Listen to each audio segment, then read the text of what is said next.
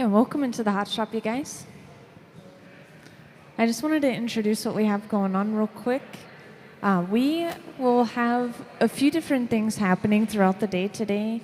I'm going to be mostly focusing right here at the center bench, where we have our resident hot shop team. These guys work here full time at the museum. And we're going to see them work on some commission projects today.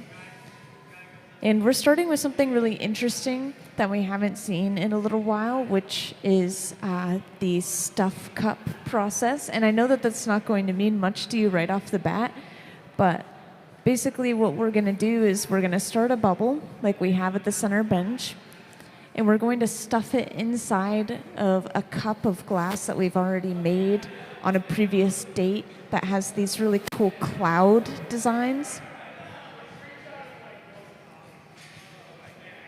And then over on that left bench, that's where we have the hands-on workshops going on. And so this is something people come down on the floor, and they make their own piece of glass art they take home with them. And I think that they're making starfish. That's what they were working on yesterday.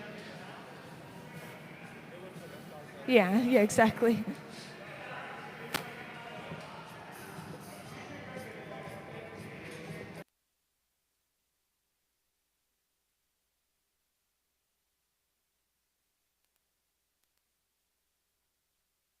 Yeah, exactly. So that is done to usually get the pattern or color kind of close to the surface of the piece, instead of the color being underneath all these layers of clear.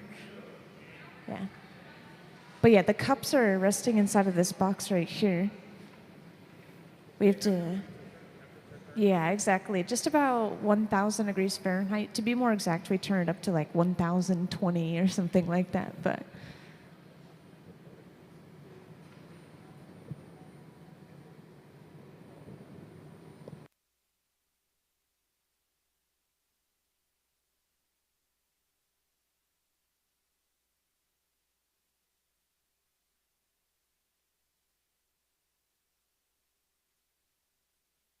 oh yeah, and these are a bunch of pieces that they worked on yesterday, which you're welcome to take a closer look at if you like. These are based off of early American glass pieces.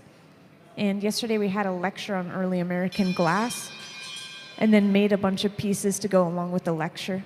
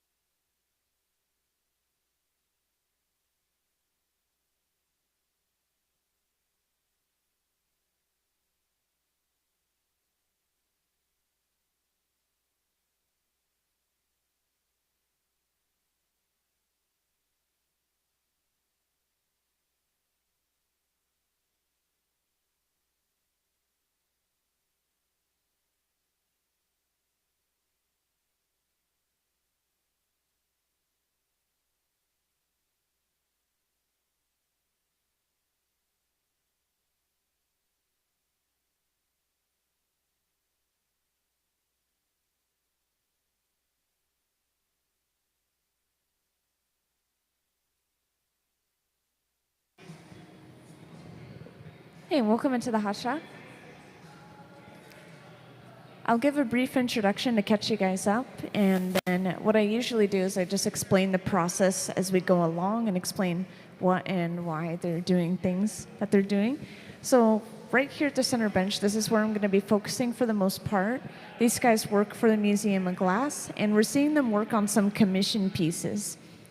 And we're actually going to be using this piece of equipment up in the front pretty soon. We have this bubble of colored glass that we've started, and we're going to gather another layer of clear glass and then stuff it inside of a cup that we have sitting inside of that box. So you came in at a good time. We just have to let this cool down for a moment, and then we go into the glass furnace. If you haven't seen this piece of equipment yet, this is where we get all of the clear molten glass. It sits at 2100 degrees Fahrenheit in there, and it stays on 24/7. We never turn it down, never turn it off. Yeah, just a large ceramic crucible filled with clear molten glass.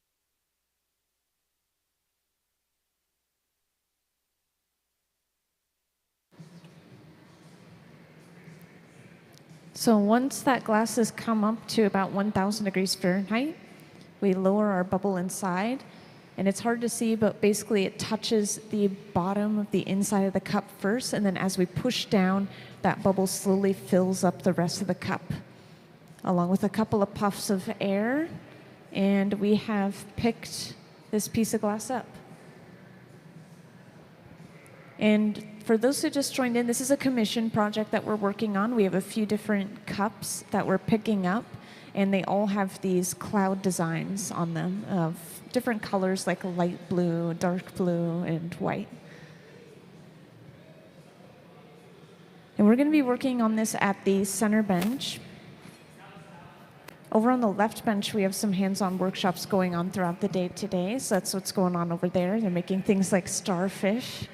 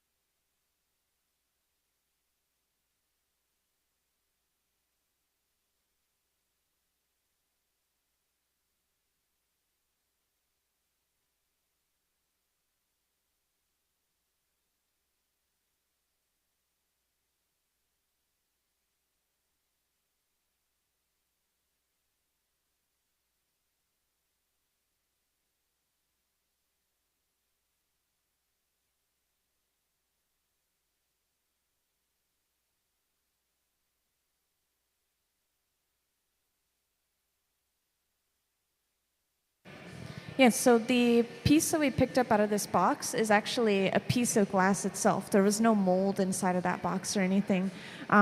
So the way that this cup of glass was made, because what we did is we stuffed a bubble inside of a cup to pick it up on the outside, and that cup had this cloud design on it. And based off of the matte texture of the entire surface of the glass, except for the clouds, this tells me that they created a bubble that was mostly clear glass but had a thin layer of color on just the surface. They covered up whatever they wanted to keep, like color-wise, and then they sandblasted through the rest of the color to reveal the clear glass underneath. So it's a sandblasting technique. And basically, the materials that would be used are something like a rubber sticker that you put onto the entire surface of the glass, and then you just carve some of it away that you want to sandblast.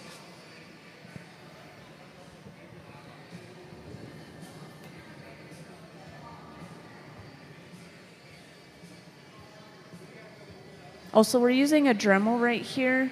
I'm not sure exactly what's happened. Maybe there's some particles stuck to the glass, or maybe that metal ring that it was sitting inside of left a mark behind, but we're just touching something up.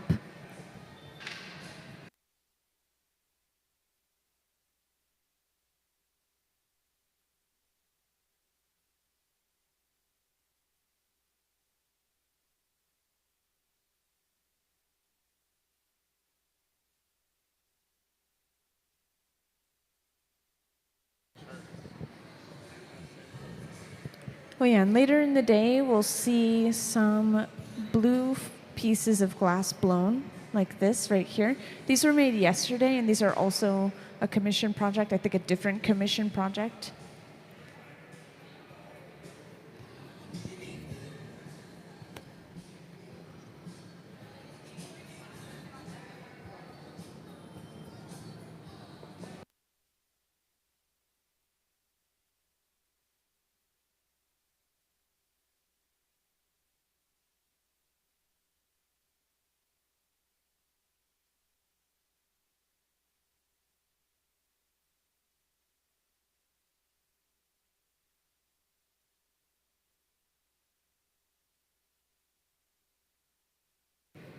So interestingly enough, those all took about the same amount of time per piece. They were each about 45 minutes. Yeah. And then we also worked on all those pieces yesterday too, on the front pedestal.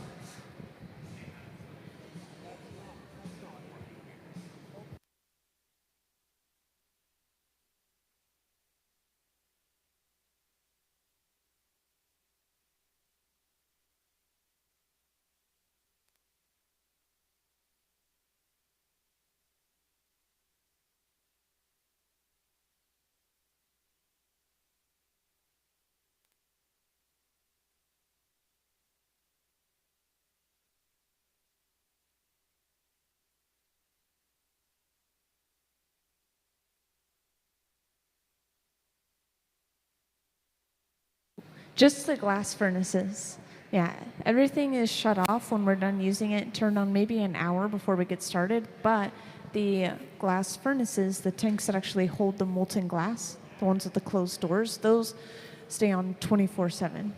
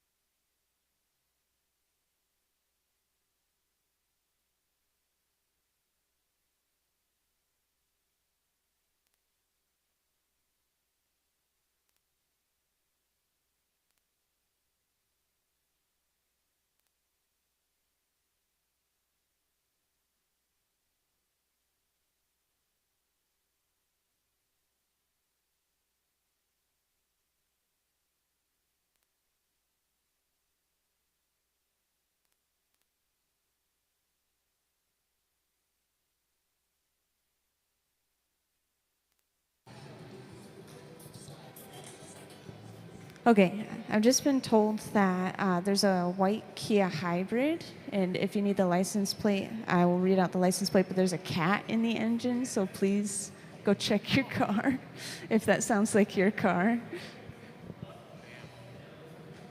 Doesn't look like anyone recognizes that, so I'm going to read out the license plate. CUX3973. Anyone ringing a bell?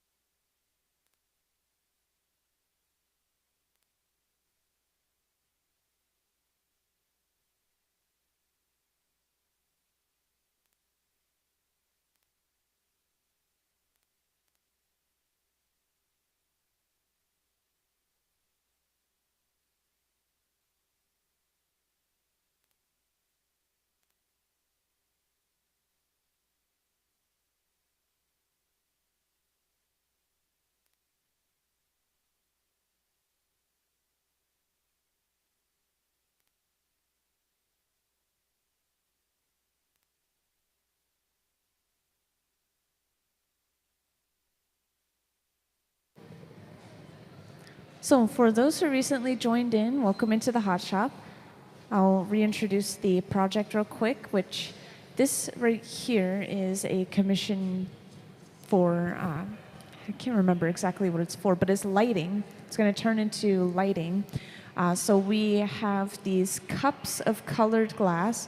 Imagine a cup with a rounded bottom that we have heated up inside of this box. That's why this box is out in the front. Usually you don't see this piece of equipment out. And they're just sitting upright, and we bring over a bubble of glass and stuff it inside of that warmed up cup of glass. And that picks up our pattern, which are those clouds. So that's the part that some of you guys missed before you came in.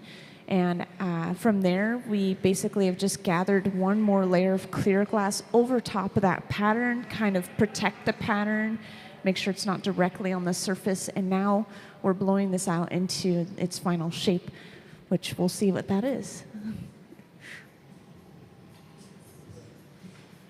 But again, these will be used for lighting. We also will see some different commission work later on today, which is relating to these pieces right here on the front pedestal. We were working on these yesterday, and these each took about 45 minutes, so they're pretty quick pieces of glass. They're all going to have that common theme of blue.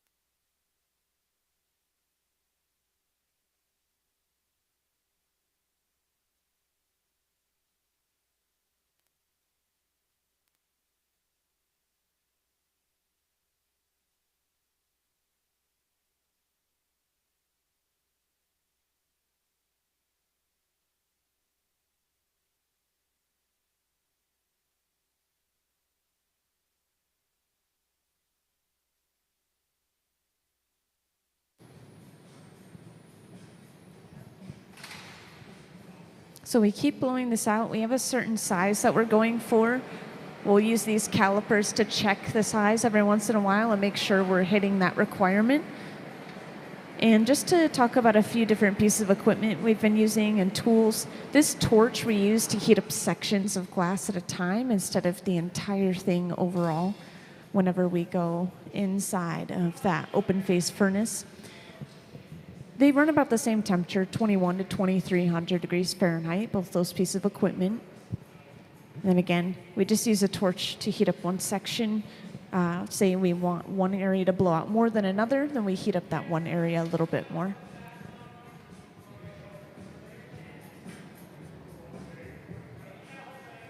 And then another really important tool, these jacks, these two metal blades in Gabe's hand right now. We've been using these to squeeze off the end of the pipe and into the bubble, and we're basically just creating a weak point for ourselves to break the piece off later on.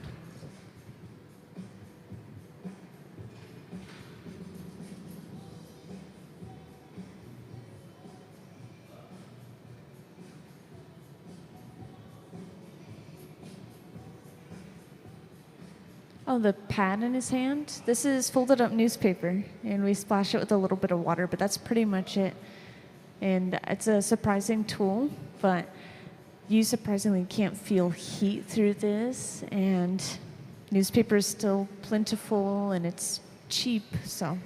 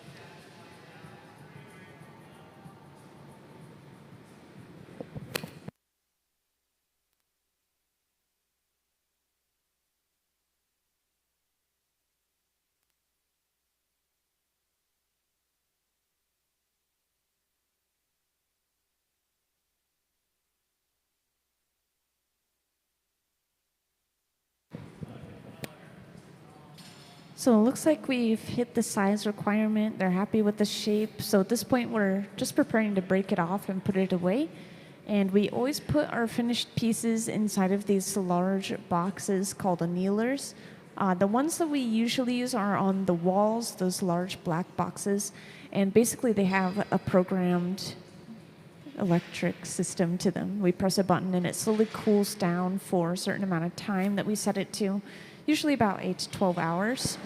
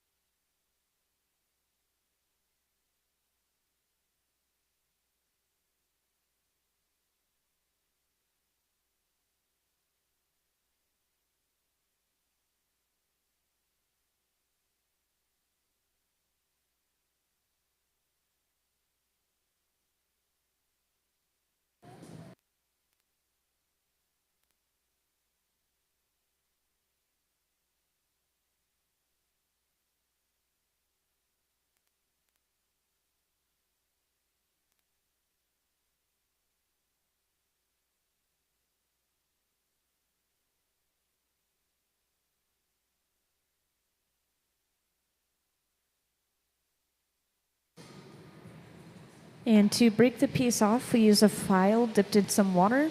That water is creating thermal shock, cracking that connection. Then with a tap of the pipe, that pops right off. We'll torch this area, making sure those cracks don't spread. And then we are done with this piece. That's the first piece of the day, so let's give them a round of applause for all their hard work. Thank you, guys. And off into the annealer it goes. So we have a couple more of those to do. So if you missed the beginning of the project where they actually picked up that cup, you can get to see them do that in just a moment here. Again, we'll use this setup in the front. You can see them apply the color to the bubble.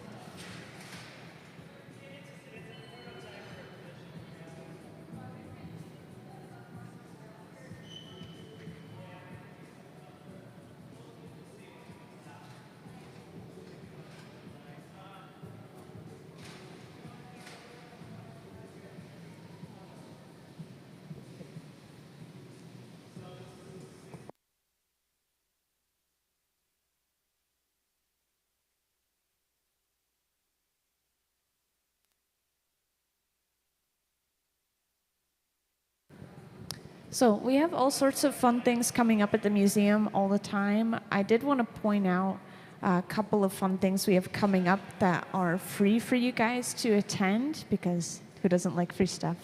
So we have specifically the concert in the Cone coming up on August 20th.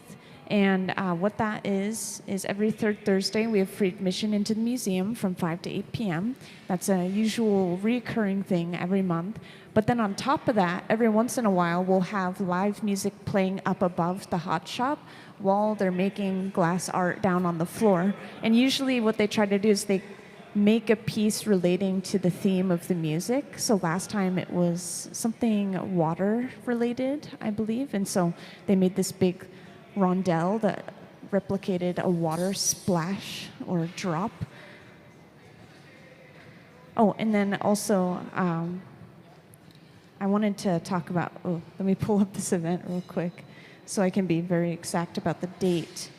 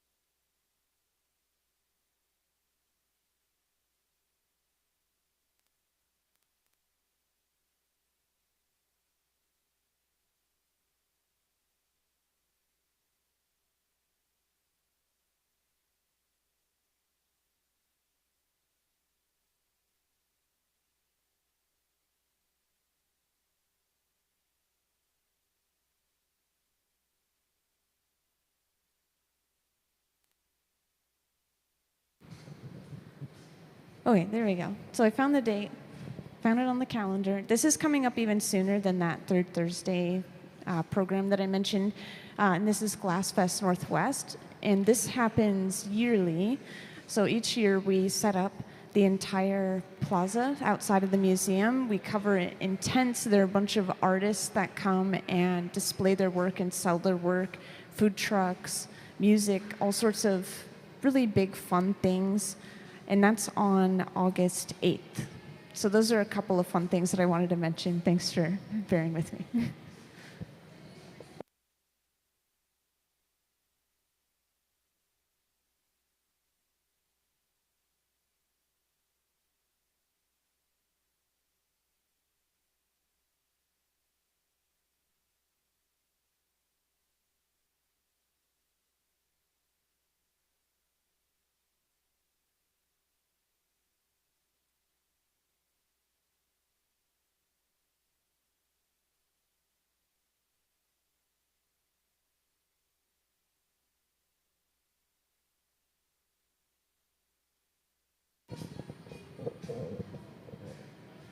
So this is the very, very beginning of the process for basically any blown piece. We just have this small bubble of clear glass. So everything starts this small. We have to build layer upon layer to make it bigger. And this is the color application process. You're going to see them drop a little bit of color onto this clear bubble.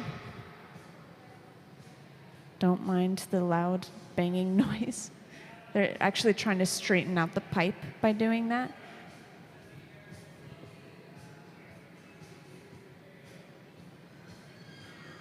I think they determined that the pipe was crooked enough that they should start with a new one.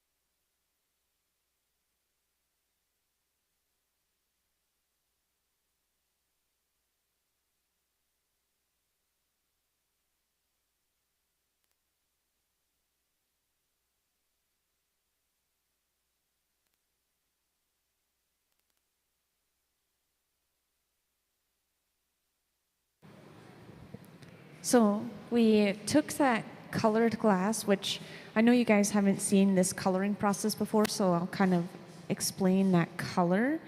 We get colored glass shipped in the form of a bar, and it's just solid colored glass through and through. We take sections of it, we attach it to the end of a pipe, and we completely melt it down. and then we layer it usually within the walls of a piece like you just saw. So we have the clear glass bubble, we have the color, and then we're going to gather even more clear glass over top, basically sandwiching the color in there. And the different colors, it's not like a food dye. There are different metals, minerals, and oxides mixed into the glass.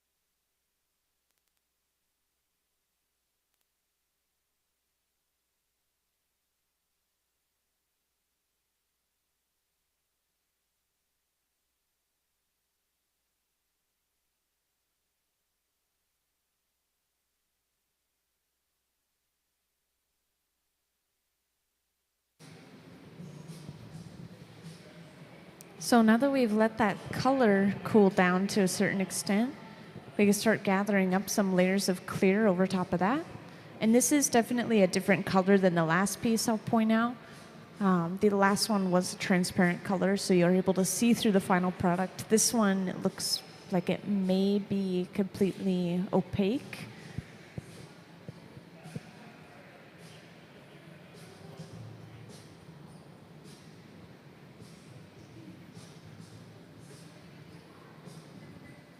And could we have a view of the right bench on the screen, please?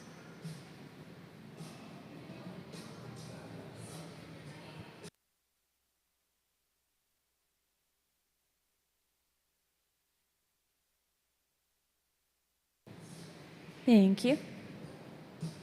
So once we get our layer of clear, we sit down and we use this spoon-shaped tool called a block, which is actually carved out of something like cherry wood usually and kept in water to help prevent it from burning. We're smoothing and evening this layer out. And overall, we'll let this cool down and we'll gather again until we have enough glass to fill up the inside of that cup in here.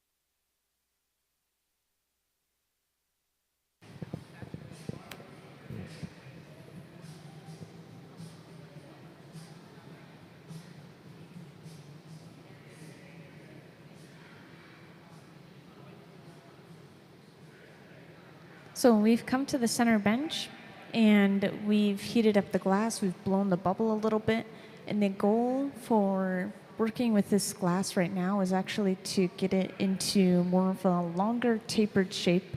You'll see kind of like a bullet shape.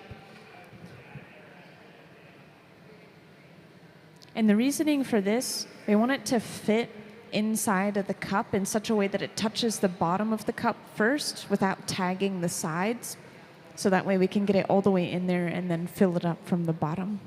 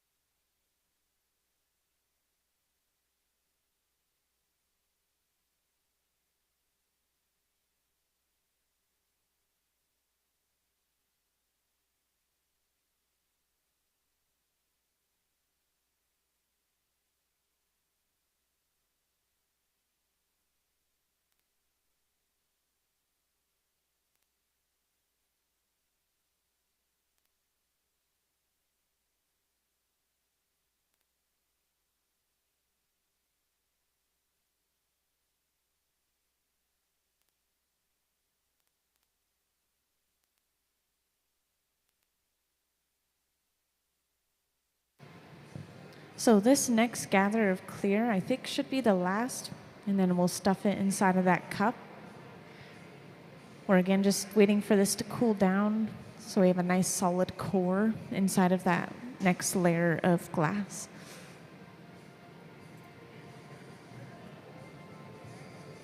Yeah, those are molds. Some of them are made out of brass, some of them are stainless steel or something similar, and they're all just to get texture in the glass, basically. They're called optic molds.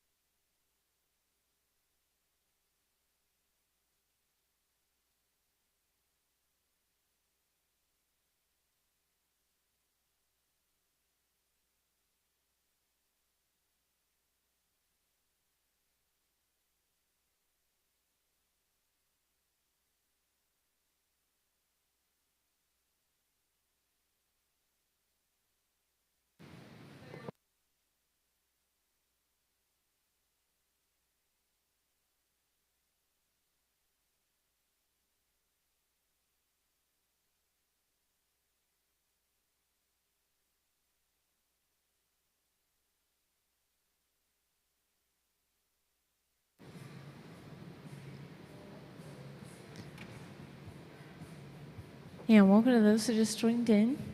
Just to catch you guys up a little bit, we've started this bubble right here at the center bench. This is what I've been focusing on right here. This is a commission project, and we're going to be stuffing this entire bubble of glass into a cup that we have warming up inside of this box right here.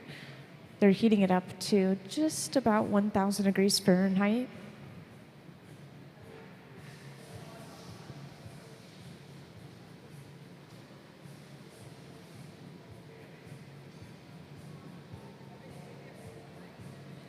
So they are technically a little bit different sizes, actually, yeah. But I think that in the end, they want them all blown out to the same size of lighting fixtures. So just kind of having to change it up a little bit, tweak little things as they go to make sure it ends up the same size.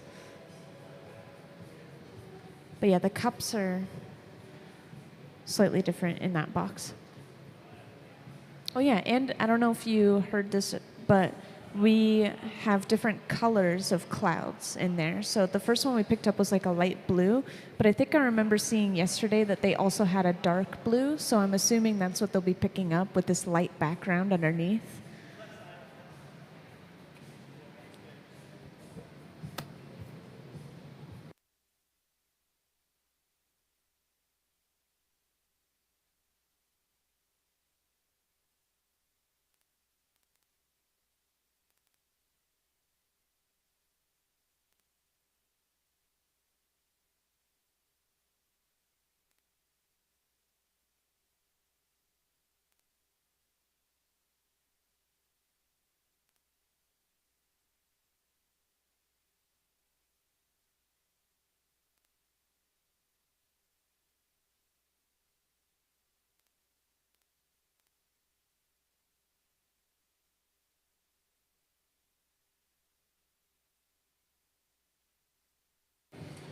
Yeah, of course.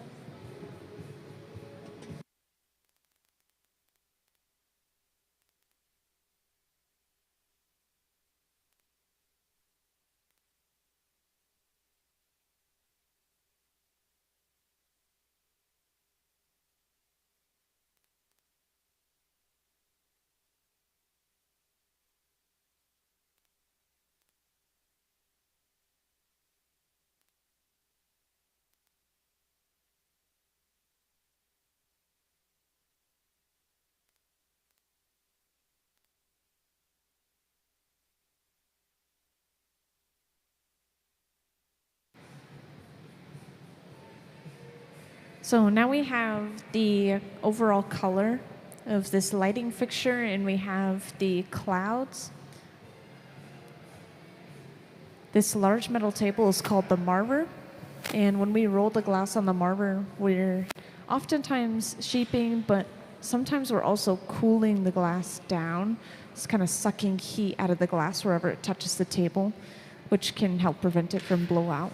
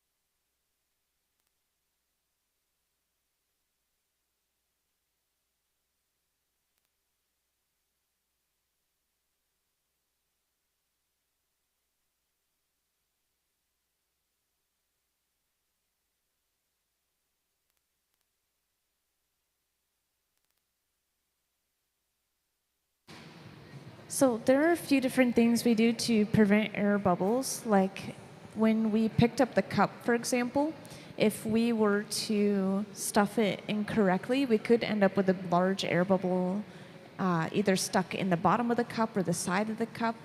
And that's why we shape the bubble really kind of long and tapered before we stuff it inside, so it goes straight to the bottom first and then slowly fills up from the bottom. So that'll prevent air bubbles for that step.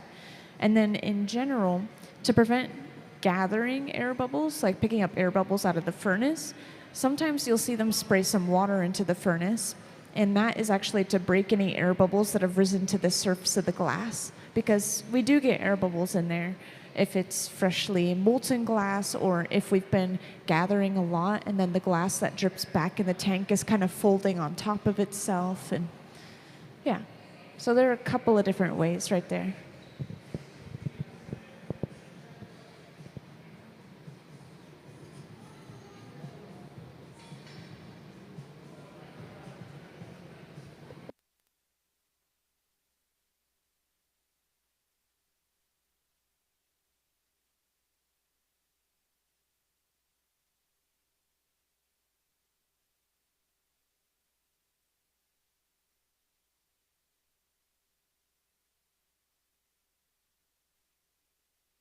And this is a strip gather, by the way, so when we just want a partial layer of that clear, we're kind of covering up the pattern that we have on the surface. We're getting the piece a little bit bigger, but we don't want it massive. We'll just let some of the glass drip off the end. And anything that goes into that bucket will be reused. We just crush it up and throw it back into the furnace.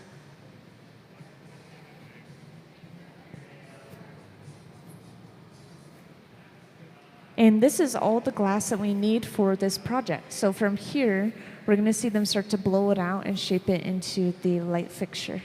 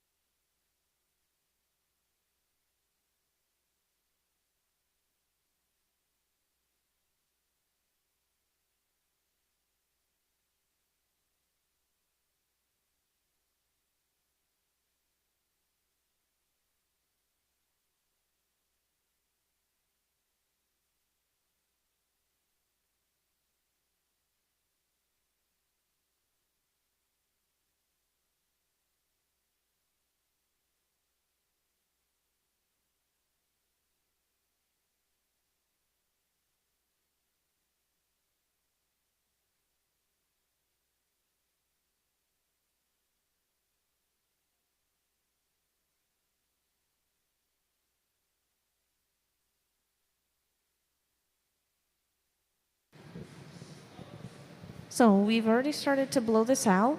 We're kind of guiding which way it blows out by using this pad of newspaper. This is just folded up newspaper. We'll splash it with a little bit of water.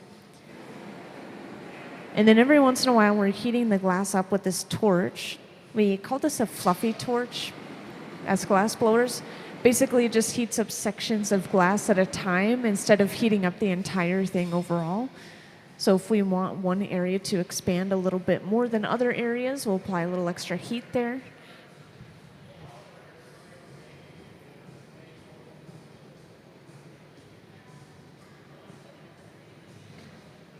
Yes, exactly. Yeah, we'll put all the finished pieces today inside of that annealer over there. Yeah. Yeah, we do have one more of these inside of that box.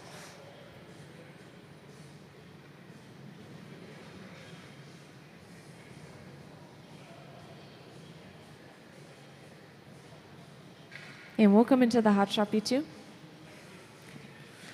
We're working on making some lighting fixtures. And this is basically a giant orb of blown glass with these little clouds on them. And the design, by the way, this is coming from sandblasting. And just in case you haven't heard that process, basically you cover the entire piece of glass with basically this rubber sticker, and then you carve away whatever you want to be etched off. And then you sandblast it, and that kind of eats away at the surface of the glass.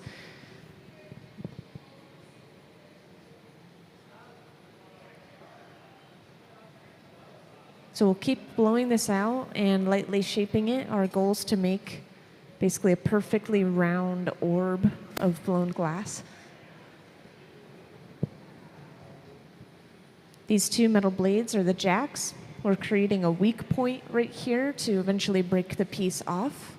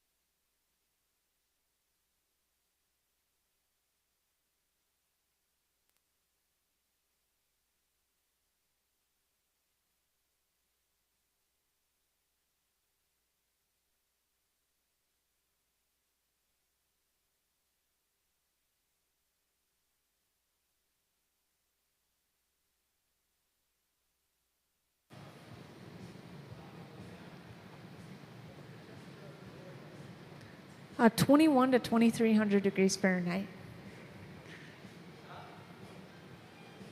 And actually, that's basically a similar temperature to everything that we have running. So this torch, that's the temperature. And then the glass furnace, the place we're actually getting the glass, the closed door, that's at 2100 degrees Fahrenheit, more exact.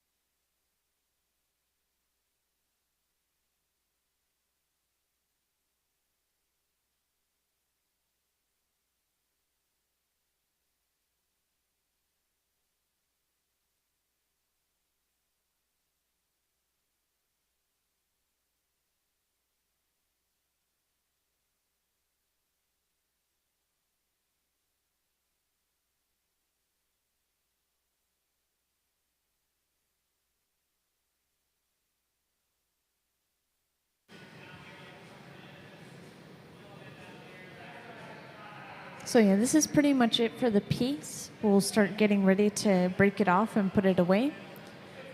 So I did mention already that we have another one of those patterned pieces of glass to pick up, which is where we're getting the clouds. But we also will be working on some of these commission projects later on today as well. So just sticking with a blue theme, we'll continue to make these blown vessels kind of like bottles and vases. So lots of commission projects today.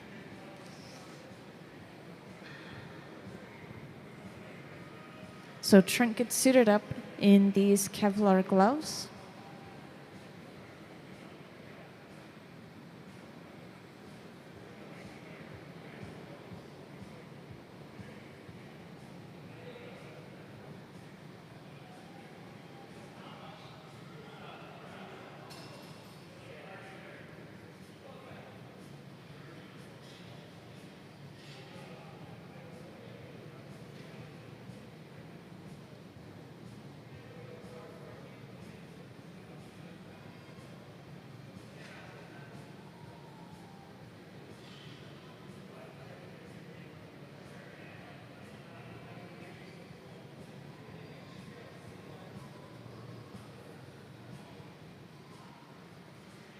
And to break this off, we apply a little bit of water with a file, just cracking that connection.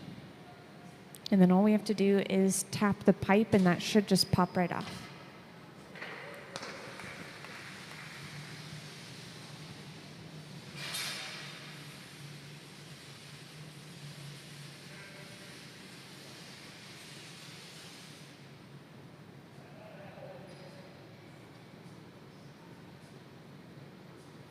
And then just like that, the piece has been put away in the annealer where it'll safely cool down overnight.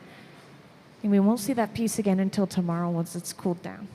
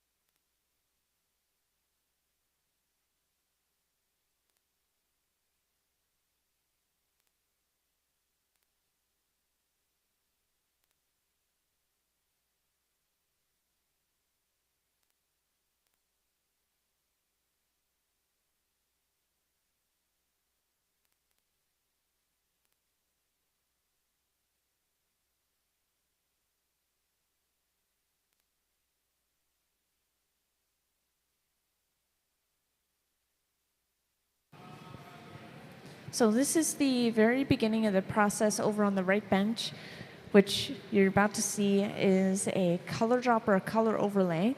Basically, we completely melt down a solid piece of colored glass. We quite literally drop it down onto a clear bubble. And then we'll slowly push and roll all this color back until it's covering up that bubble, and all you're seeing in the final product is just that color. That's what we did for all of these pieces on the pedestal as well. It's a really common way to color glass. So any piece you see that has just one color, this is the way they do that.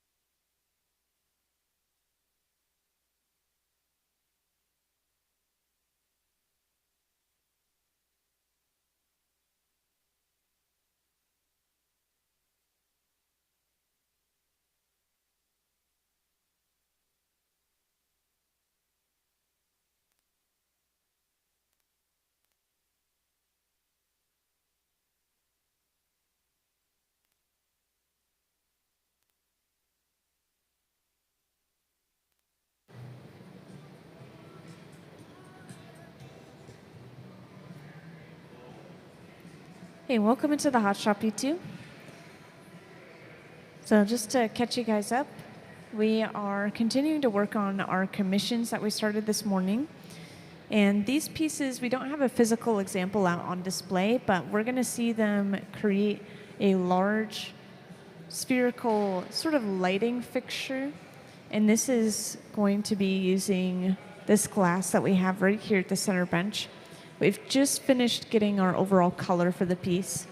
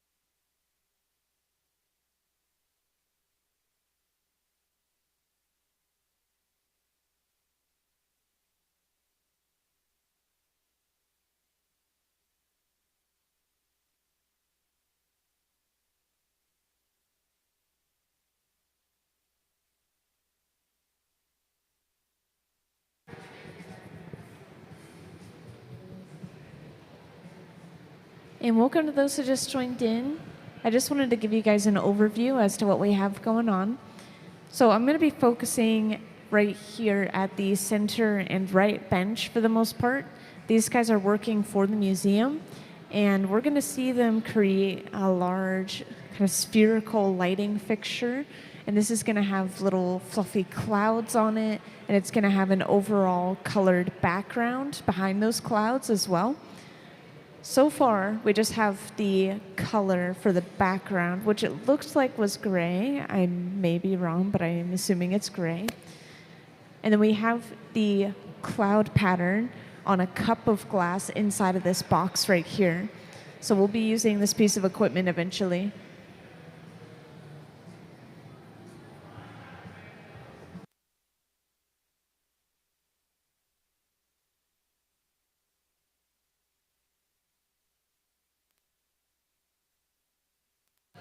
Oh yeah, and over on the left bench, if you're curious about what's going on over there, so we do have that on as well. We have a group over there who is working on workshops. And they're going to be working on these throughout the day today. Today they're making starfish. And this is something that you guys are able to sign up for yourselves. We have an entire calendar of all the different days coming up for these workshops, which is 1 weekend a month, by the way. Each month we make something different.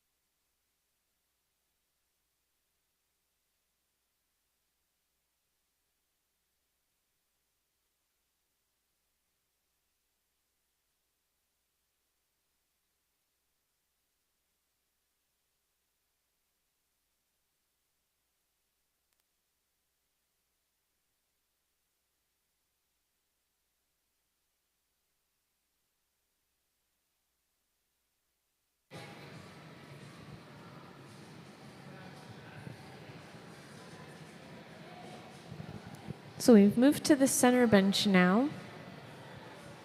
We're going to blow this bubble out just a little bit, and we're going to shape it into what we need, which is kind of a tapered, long shape, almost like a bullet. And that's going to fit perfectly inside of that cup that we have inside of this box, which again, this is warming up. It'll eventually be warmed up to about 1,000 degrees Fahrenheit, which sounds pretty hot, but compared to the molten glass, which is at 2,100 degrees Fahrenheit, it's not as hot.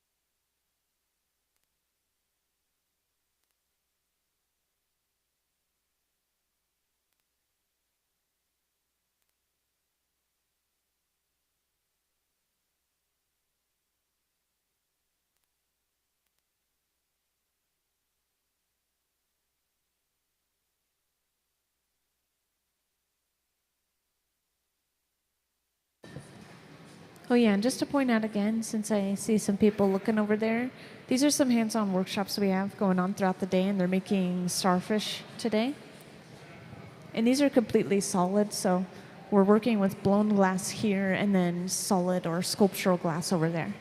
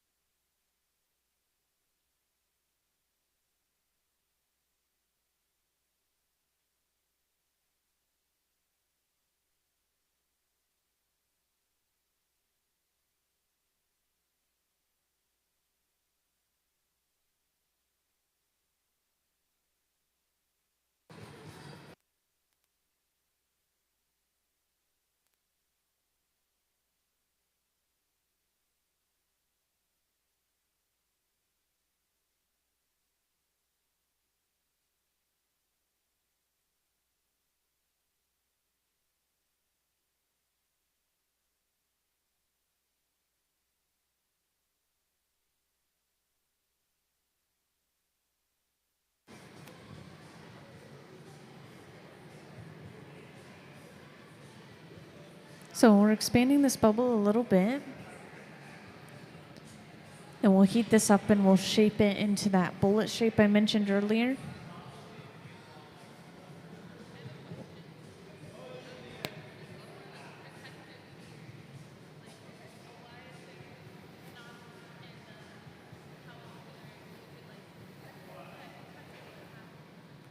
So I always tell people that, in my opinion, working in a kitchen can be more dangerous than working in the hot shop because the glass, it's pretty obvious. It's like at the end of the pole, it's kind of hard to accidentally touch that specific area.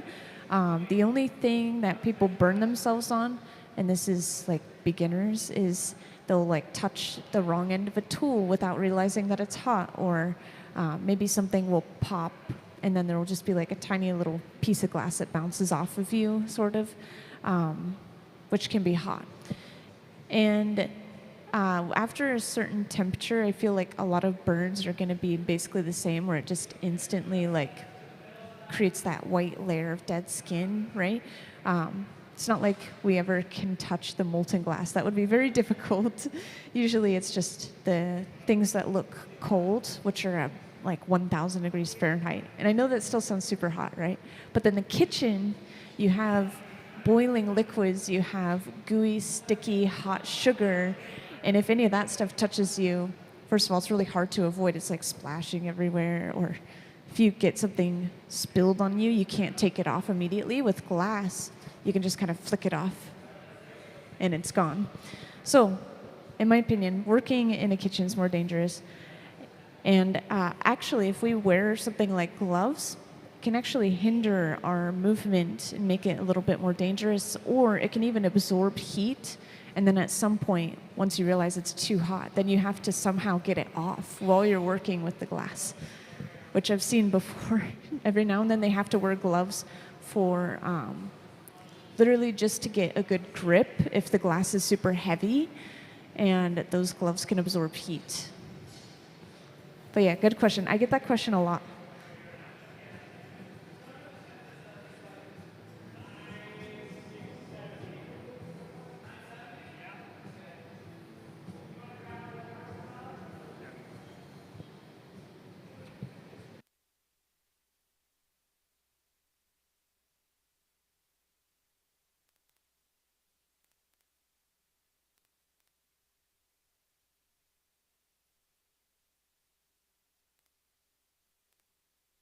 So again, we heat this cup up to almost 1,000 degrees Fahrenheit. We blow the bubble inside of the cup to pick up that pattern. And this is all glass through and through as well. The cloud design is just a colored glass on the surface that has been sandblasted through to create the little clouds.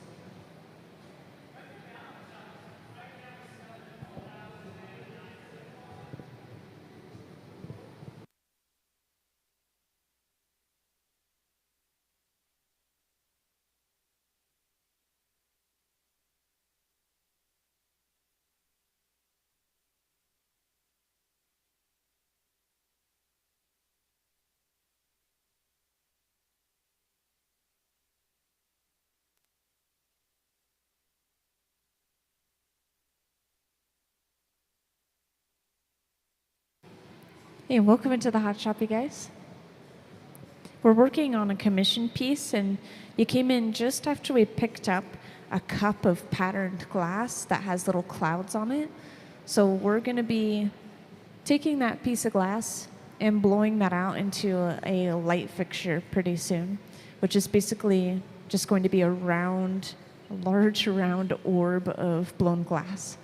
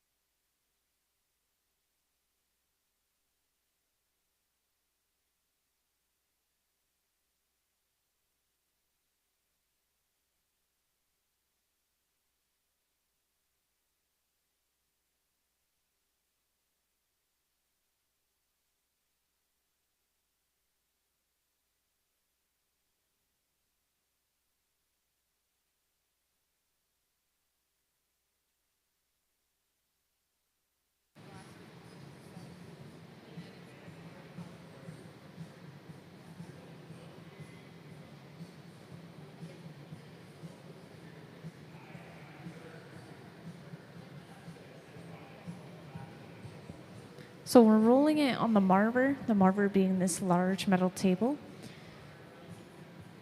And for the most part, when we do this after picking up a design of any kind, it's just to make sure that everything is perfectly smooth and flush on the surface of the bubble. The clouds were a little bit raised from the sandblasting, so it's going to make everything flush. And based off of the last pieces, this is the third one, by the way. Based off the last pieces, we're going to be gathering another layer of clear over top of this entire thing.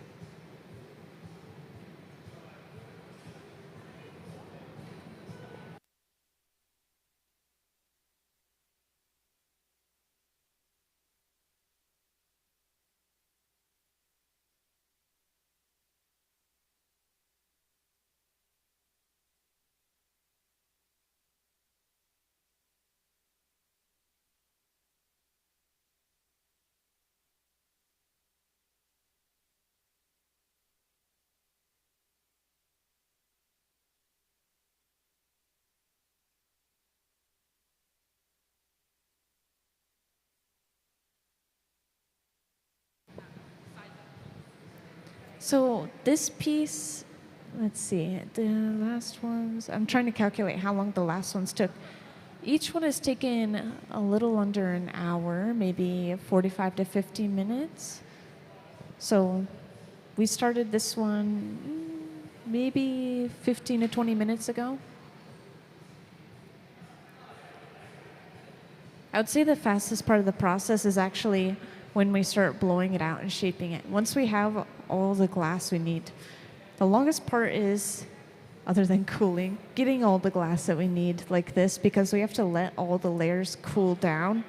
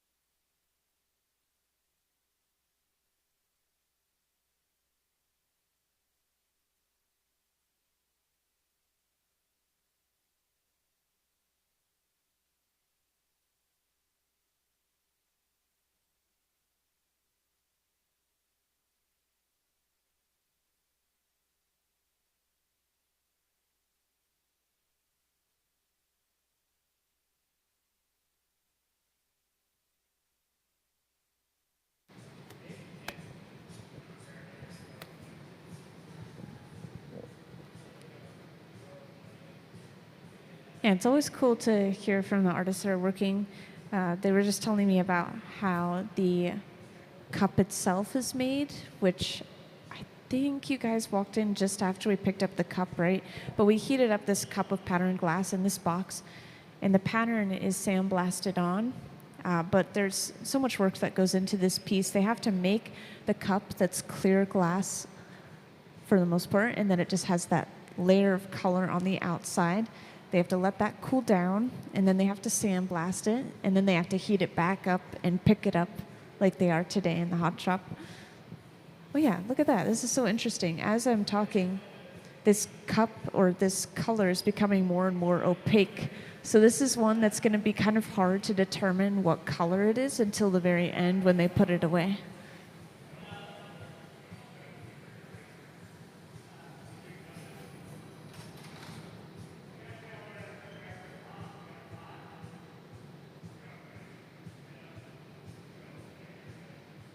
And they are just letting this cool down enough that they can gather some clear glass over top of it again. And again, that's the last layer of clear that we're going to need, last layer of anything.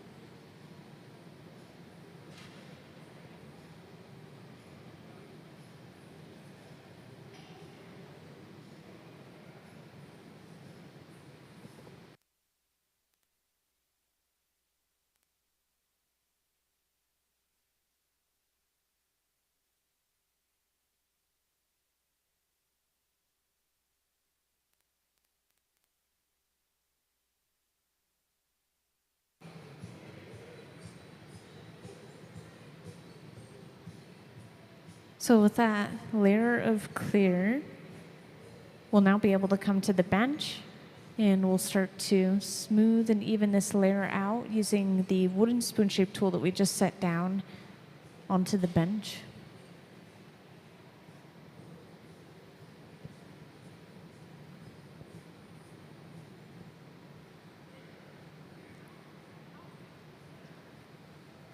I'm sometimes bad at estimating the weight, but they're treating it like it's so light. But here's the thing, even if we're only working with something like 10 pounds of glass, it feels so much heavier, 4 to 5 times heavier than it actually is on the end of the pipe because of the leverage it has against you. So with these pieces, I would estimate they're probably in the teens amount of weight, maybe about 20 pounds of weight. It's pretty thick right now.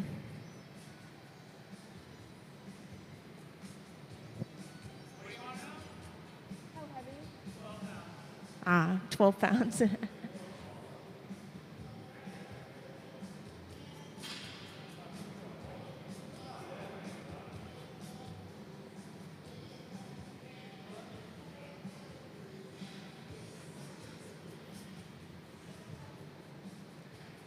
And yeah, for the few people who just joined in, we're working on making some lighting fixtures. So this is going to be blown out into basically this large orb of glass, just perfectly spherical. And these are technically prototypes, but yeah, this is for a project for lighting. So, and this color is pretty odd. We'll be able to tell what color it is easier when it's blown out. So far it's changed from clear to opaque to clear to opaque.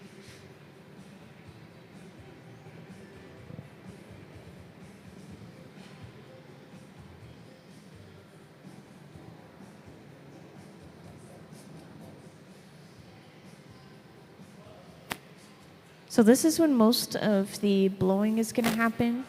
We're blowing into the end of the pipe. We're keeping this pad of newspaper on the bubble. So yeah, this pad is just folded up newspaper soaked with a little bit of water.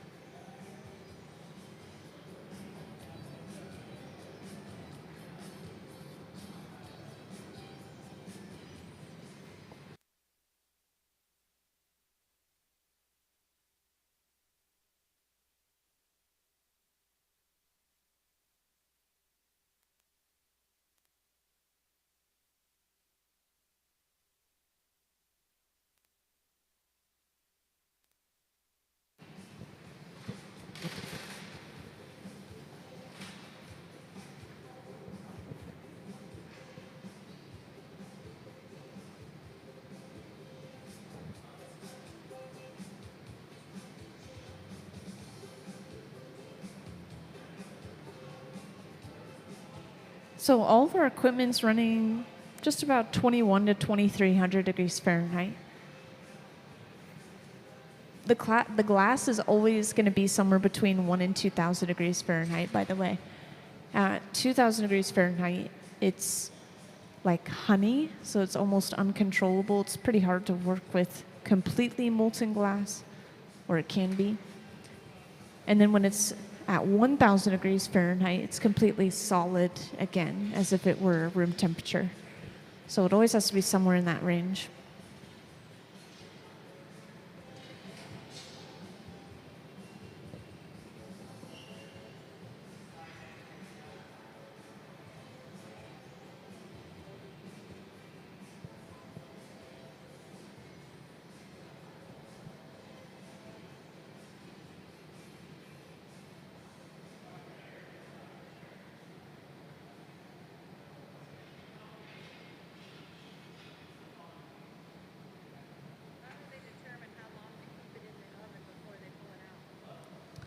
So that's actually determined by movement and color more than anything else. When you're heating up a piece of glass, because you could have something that's like this big or you can have something that's like this big, it's hard to have an exact time. So more so when you're heating it up, you're watching for it to kind of start falling, and that tells you how malleable it is.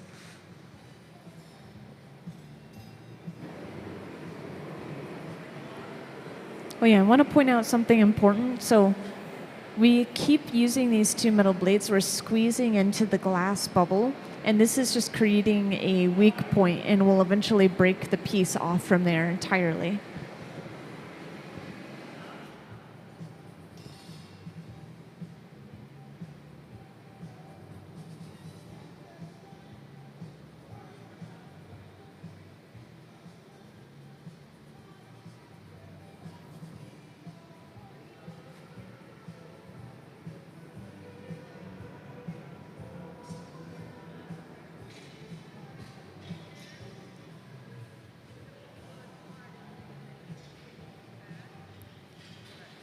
So there's certain points where we have to blow so lightly that it's almost gentler than a whisper.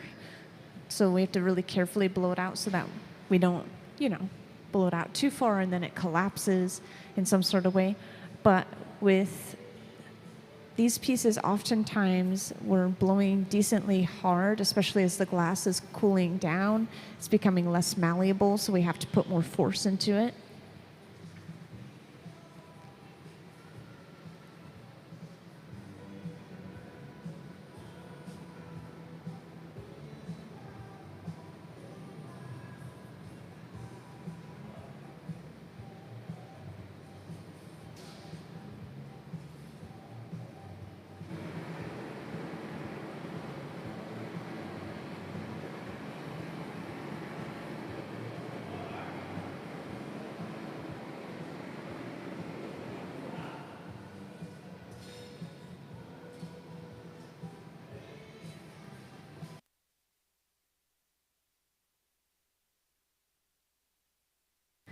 Yeah, so the torch is used to heat up sections of the glass at a time.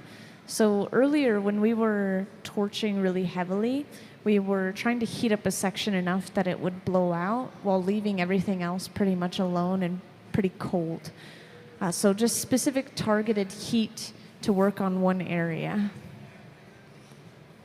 And now it's looking like they are finished with this piece, so we'll start seeing them heat up the glass that's connecting the piece and the pipe together. And this is done a few times over until we see some movement in that connection. Then we know it's safe to break it off and put it away. We want to keep that surrounding glass warm.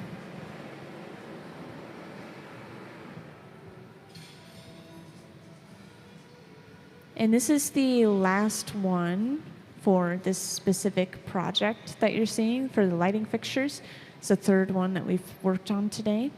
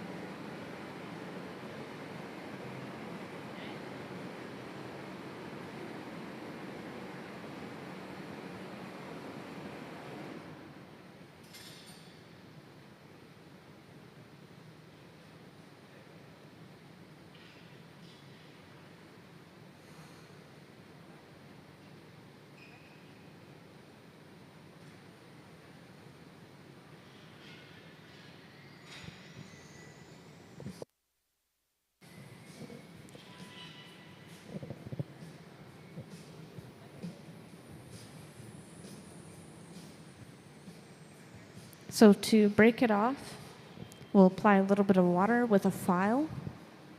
And this is going to crack that connection enough that it easily pops off with just a tap of the pipe. And then we'll pick up this piece with the Kevlar gloves. We'll torch the end of it to make sure those cracks stay right where they were placed. And then this piece will be completely done. And let's give them a round of applause for all the effort they put in that piece. Thank you, guys. And you can see the previous two ones in there as well.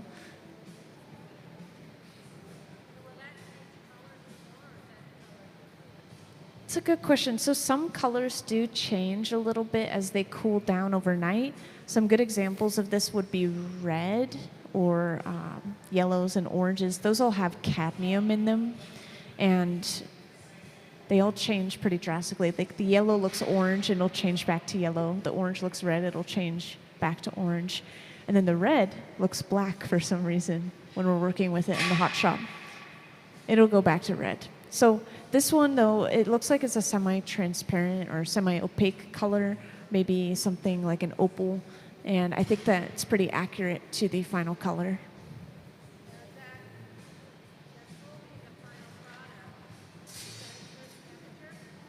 Yes, so this box is sitting at 900 degrees Fahrenheit, and with the press of a button, it'll slowly cool down for maybe about 12 hours or so. So we'll see all those pieces tomorrow.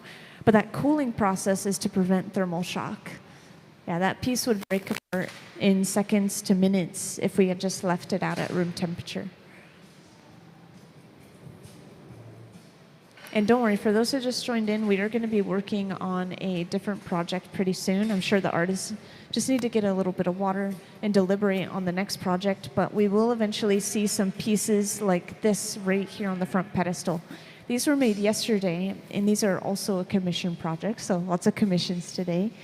And yeah, there's a variety of blue blown vessels, so like vases, bottles, and they have these striations in them from something called cane, which are basically these sticks of colored glass, like this.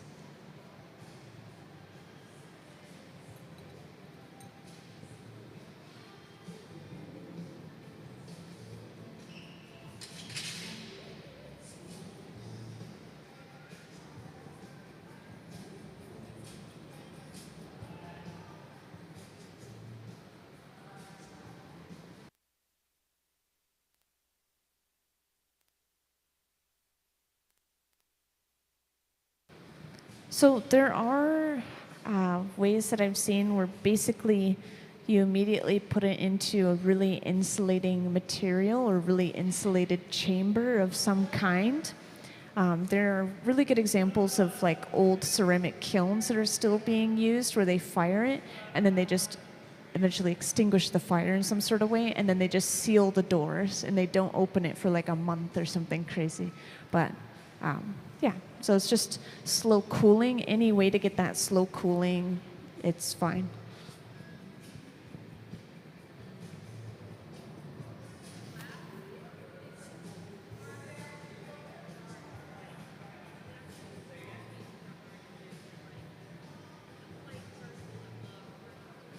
So some of the hardest things to make out of glass that I repeatedly hear about are when it comes to the technical skill, it's definitely things like Venetian goblets where they have really thin glasses and these really delicate stems, or maybe even an entire like dragon sculpture in the stem. Those are all very technically challenging. And those things are, if you heat them up too much, they just flop, you know. If you don't heat them up enough, they just crack and fall apart. So there's this really delicate balance of heat as well. And then there's also, interestingly enough, low bowls are really hard to make properly. So a bowl that's really wide at the base and just goes up a little bit on the sides, that shape is pretty hard. And I think it's partially because when you're heating it up, it's hard to heat up just the area you want to work on. You end up heating up the entire thing on accident, so it's all moving on you.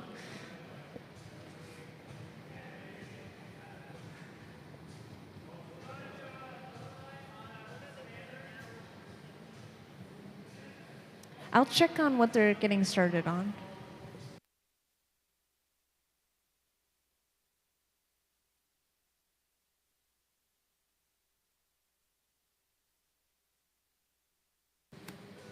Yeah, so we are going to be moving on to one of these pieces next. And those pieces tend to take about 45 minutes each, by the way.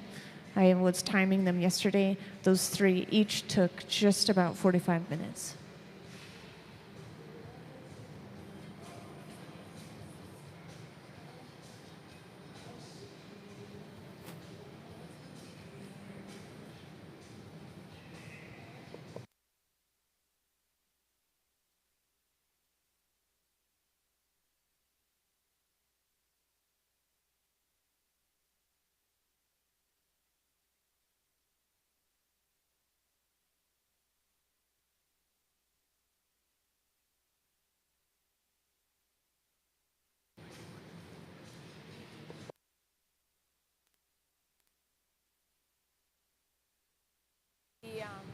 So I want to point out a piece of equipment right here in the back.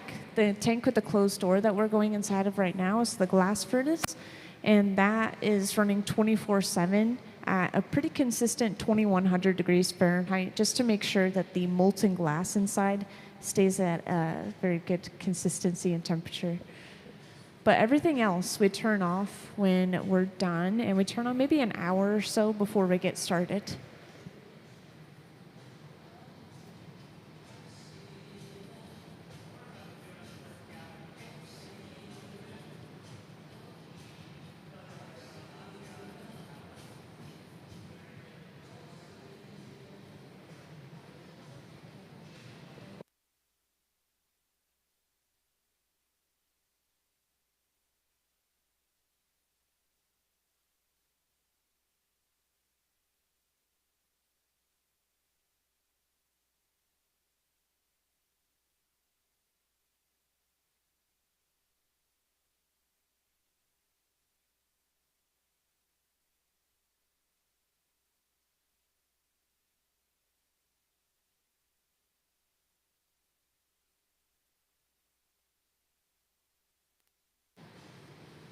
So this is how all the color starts off.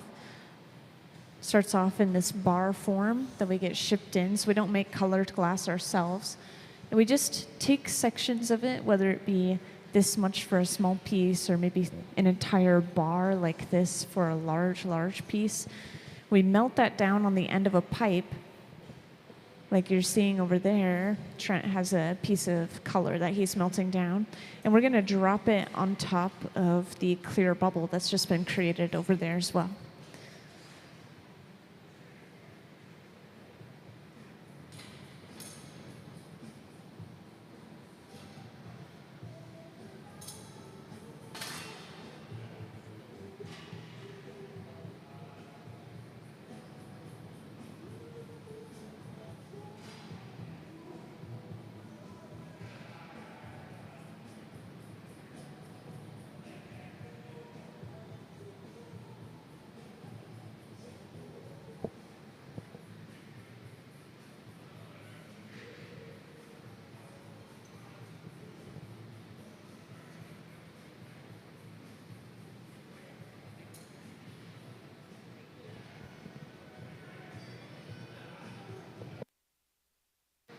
So it depends on the person you ask as to how they get started in glass blowing, but a lot of the quote unquote training is just going to come from experience, basically. So you have to do it to be able to get better at it.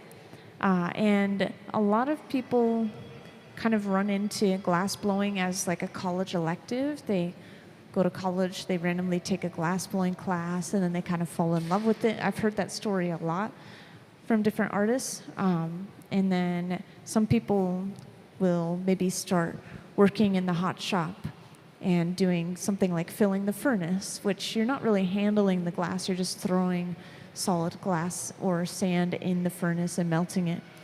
And then you kind of work your way up. You learn by watching and you learn by doing. There's also a program out here in Tacoma specifically where you can start working with glass at the age of 12 and older. Yeah, in middle school and high school. There's a middle school and a high school that have a hot shop in the back of them. And they're after school clubs for those kids and electives during the day.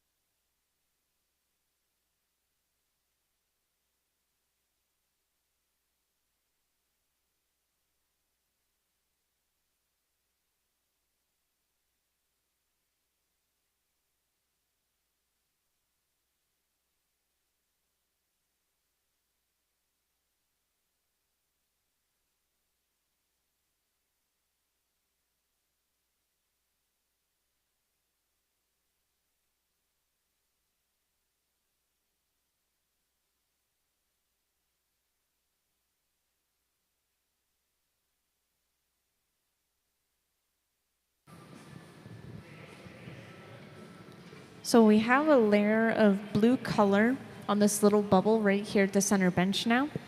And again, it's not going to look very blue until we start blowing it out and actually cooling it down a little bit. And this that we've been preparing as well, kind of off to the side, this is the striations that you're seeing in the final products. We're going to eventually bring that over and basically wrap it around the bubble. Eventually.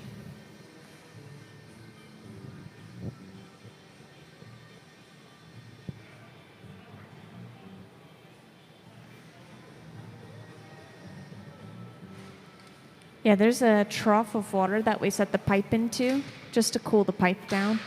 And we have one on either side of the hot shop. Trent was just using one for a second.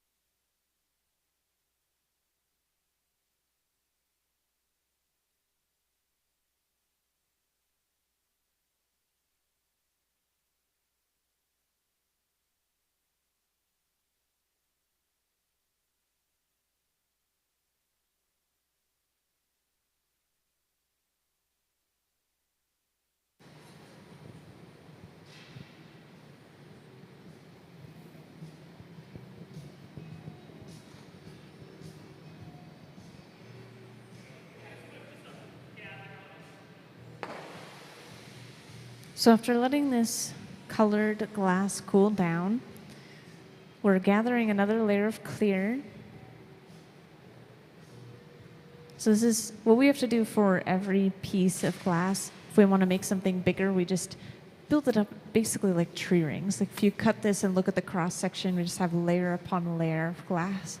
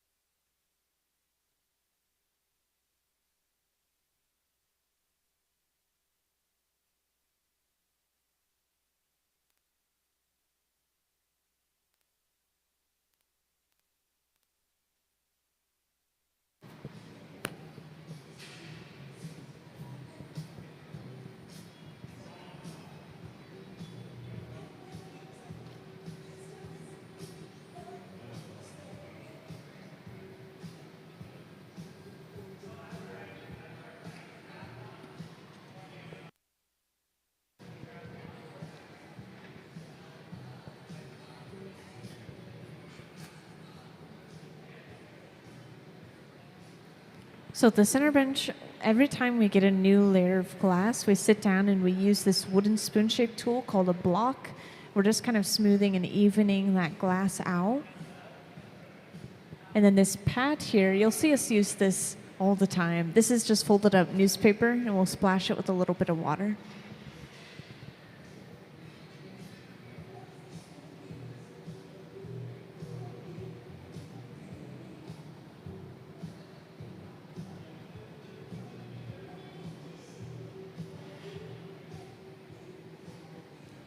Ooh, and it looks like we're stuffing it into a mold.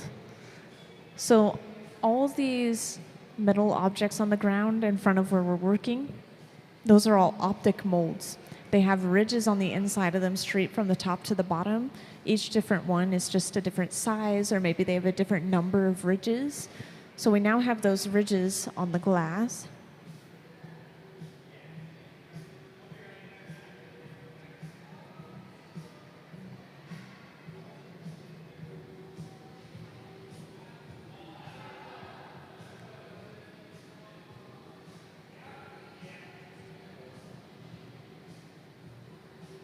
And then using these rollers, we can rotate the pipe back very slowly at even increments. I guess not very slowly, the opposite of very slowly. And we'll wrap this second color of glass all the way around the bubble.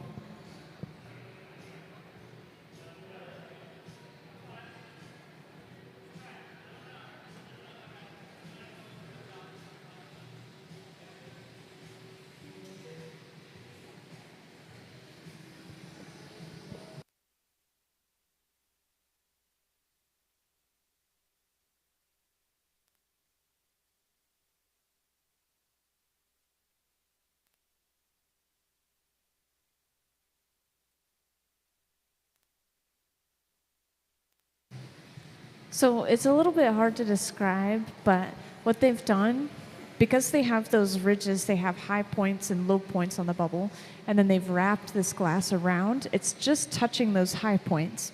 So now they're using this flame to break the glass where it's kind of hovering above those low points, so it's only going to have striping on just the peaks of the ridges.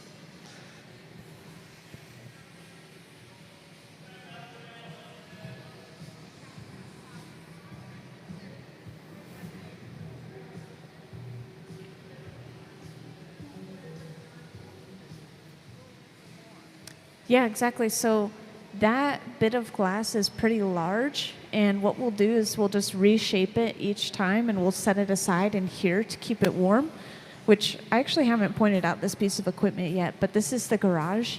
Any time we pick up a piece of color, it's usually preheated in here up to 1,000 degrees Fahrenheit, and we could just set it right back in here and keep it warm for the next piece, and then just pull it back out.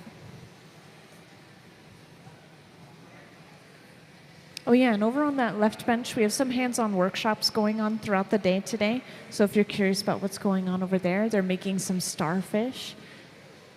So this is something guests sign up for. There's a whole calendar of different days, but it's one weekend a month, and they change up the piece that's being made each month.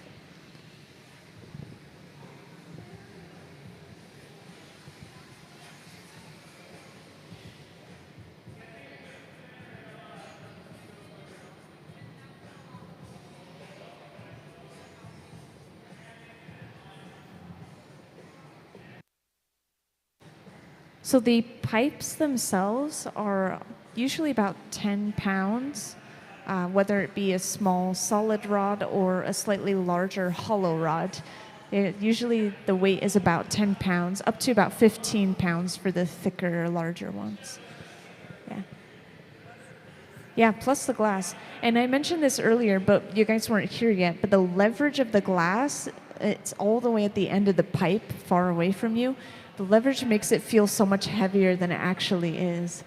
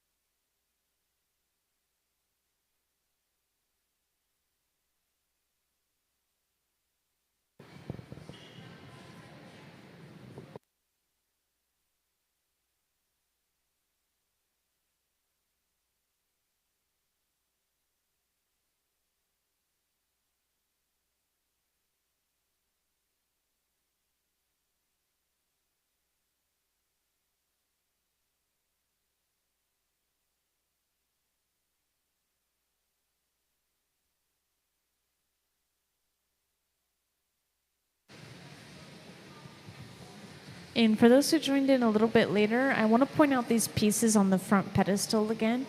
So these are a bunch of different blue blown vessels, which is just a very general term for a blown piece, basically. We're making things like vases and bottles out of this blue glass. We're continuing that series that we started yesterday with this piece right here today.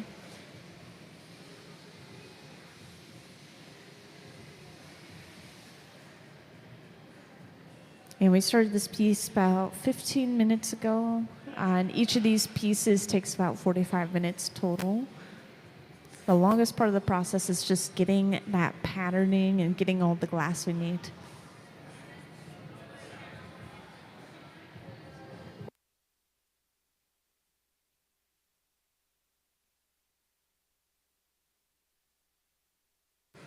So the place that we put our finished pieces is inside of those black boxes there, and these are specifically called annealers.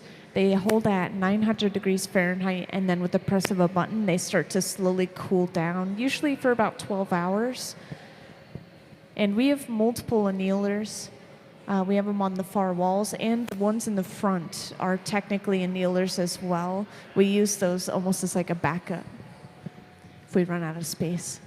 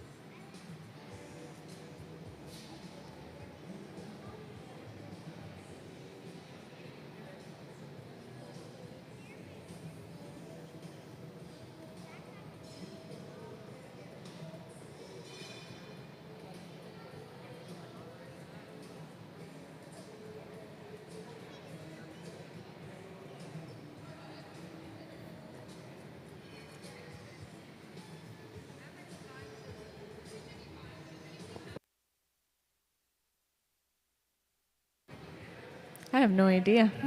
They've never done this specific design before, not that I've seen. And those are the three that were made yesterday. Those ones, they basically took that same color and they just wrapped it around straight, and then they left it like that and continued blowing it out.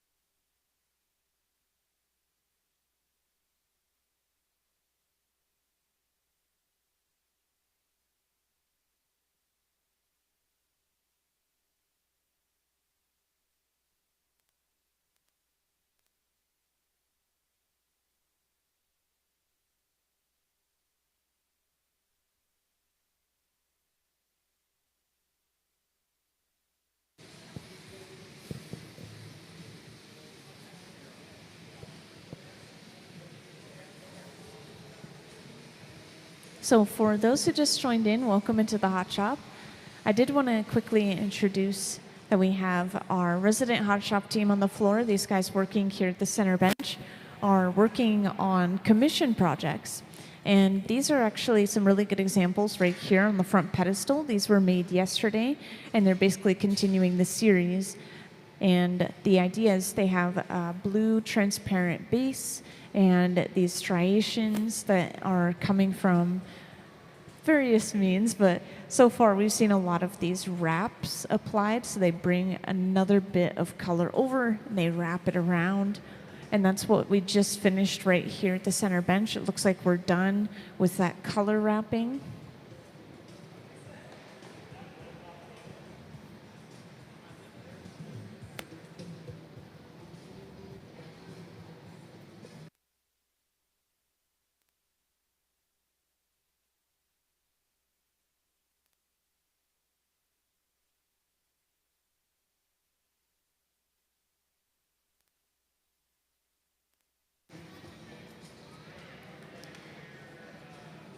Now, because this wrap didn't come all the way to the very end of the bubble, we're going to cut the end of the bubble off.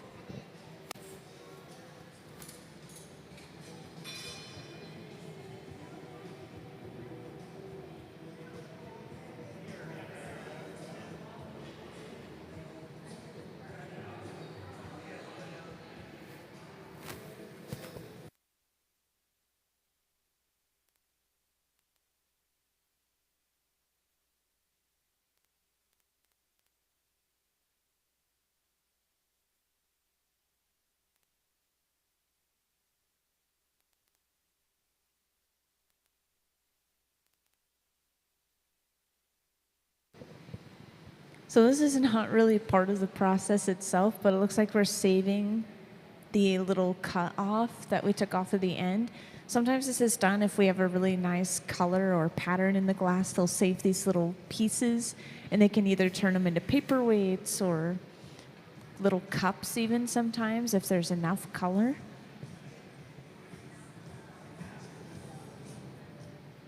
And now that we have all that patterning, we're going to heat it up and smooth the surface out to get rid of all of those ridges and any bumps that we would have.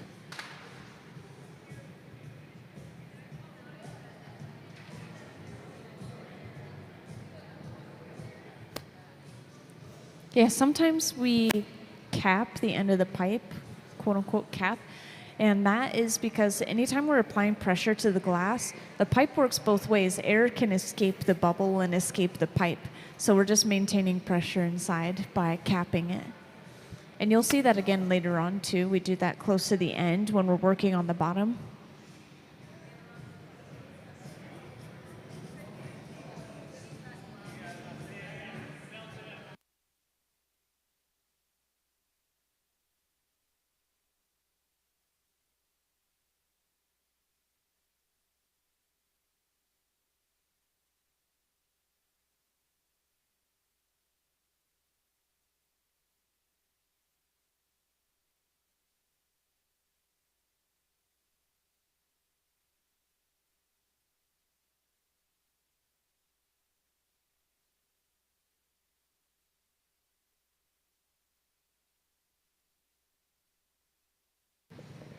Yeah, every once in a while, the artists have a lot of creative liberty with their pieces and they can just kind of try something new. So, this is one of those days. They have a lot of freedom when it comes to the patterning that they're applying to the glass. They just have to stick with that blue theme. So, yeah, they're playing around. All these really tiny striations in the glass right now. And earlier he was talking about Duro. I'm not sure if the entire audience heard him talking about that, so I want to repeat. Duro is a special kind of glass that is physically harder than the other glass that we're working with, so we can stretch it really far, and we're still going to have those really sharp, distinct lines without it getting fuzzy and blown out.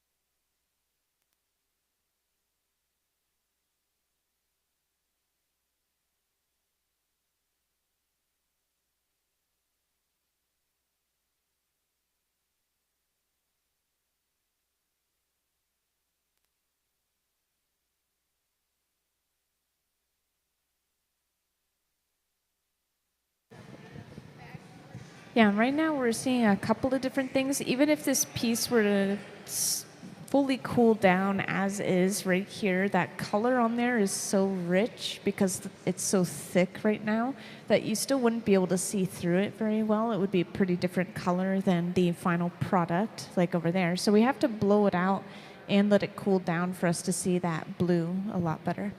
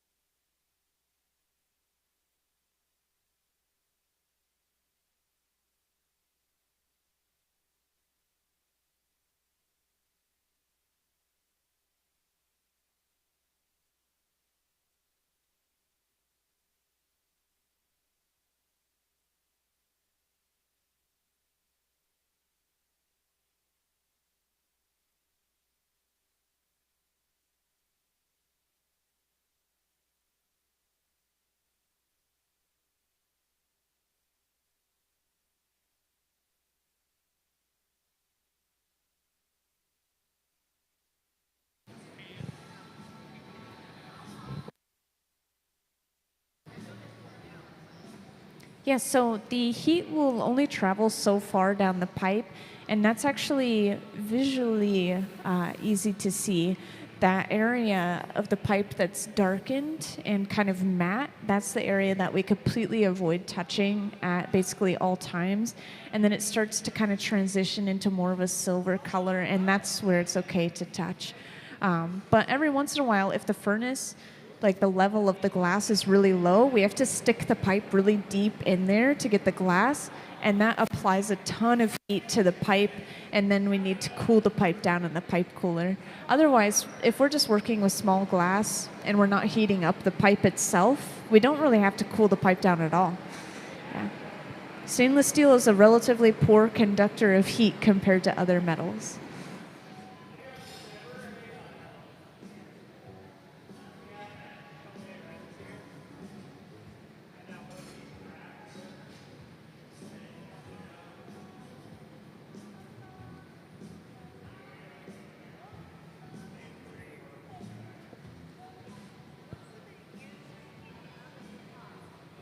So everything's running off of natural gas. Yeah, just natural gas. And then technically, we have a lot of stuff that's electric as well, like the boxes.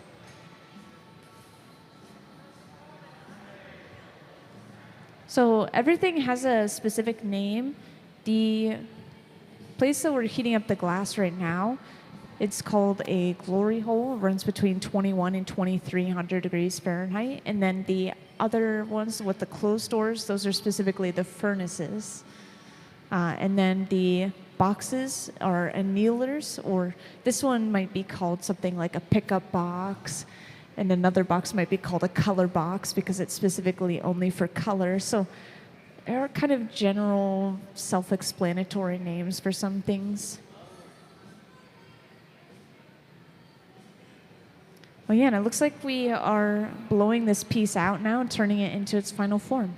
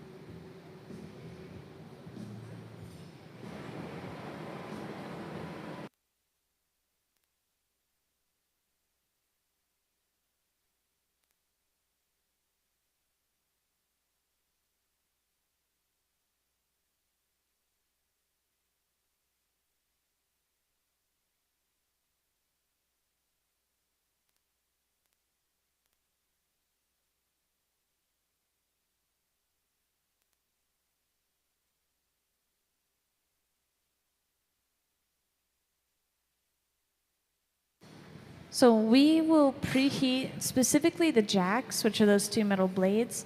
And then you may have just barely missed it. It was pretty quick, but we dipped it through some wax right afterwards. So we melted some wax onto those blades just in preparation for this. So they glide across the surface of the glass. And right now we're making something called a jack line, which is basically a purposeful weak point that we break the piece off from later on.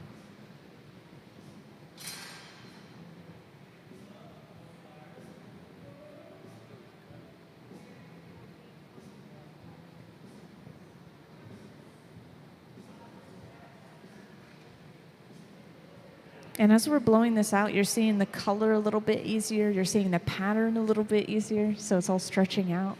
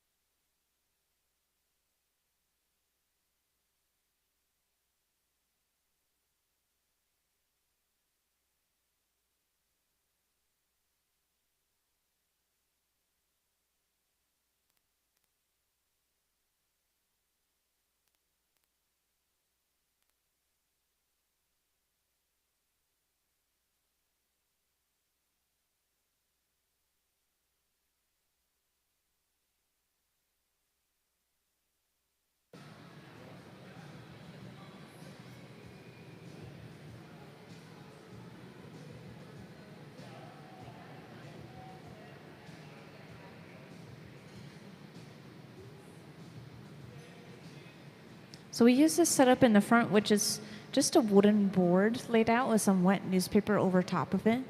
And we're basically applying even pressure along the entire piece all at the same time when we're using this. So it's really helpful for cones and for cylinders, anything that just needs to have a perfectly straight wall all the way down.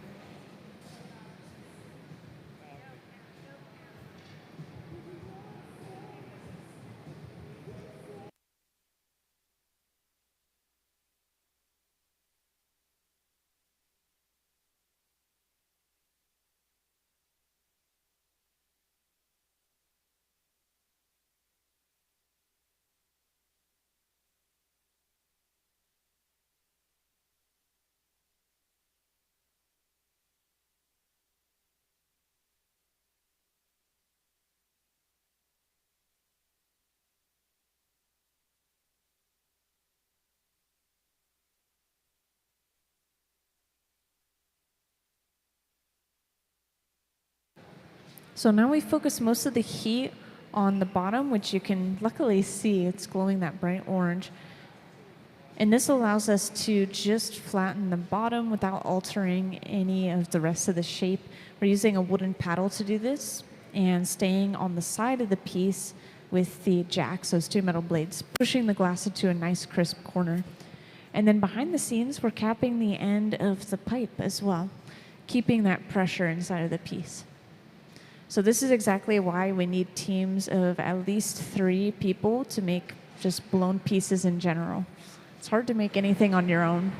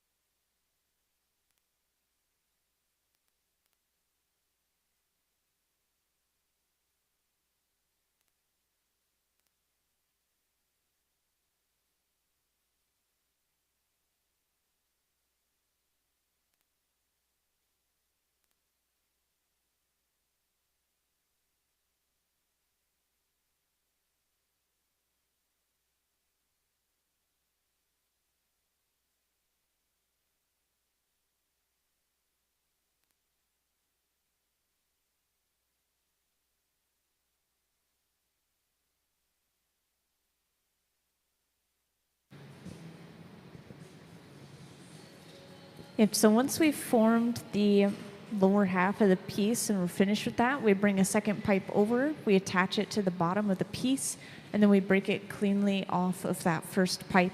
And this is the process for any blown piece. We always work on the bottom first, break it off, and then start working on the top.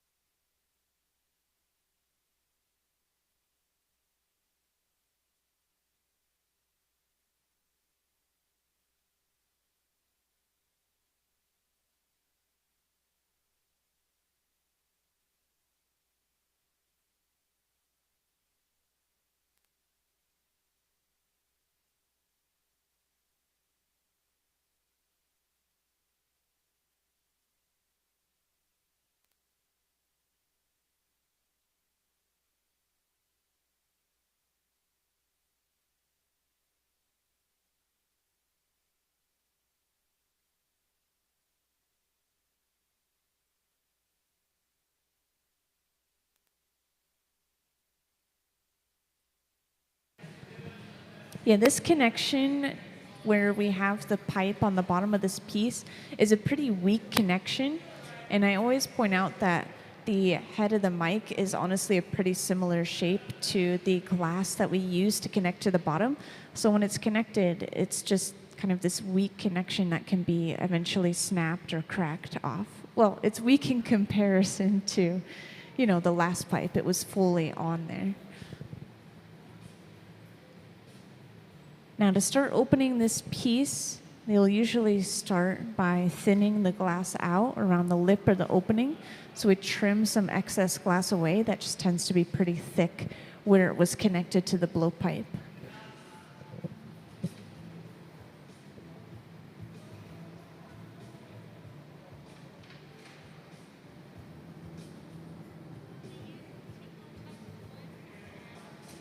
Most of our wood tools are made out of cherry wood or something similar because fruit wood apparently is harder than some other woods, and it can also saturate and hold water pretty nicely.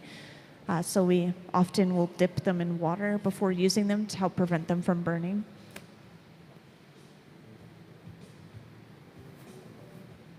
And yeah, we've been using these wooden paddles for many different reasons today. Often the ways that we use them are for shielding, just preventing our arms and hands from the radiant heat hitting us or preventing us from getting burned from that.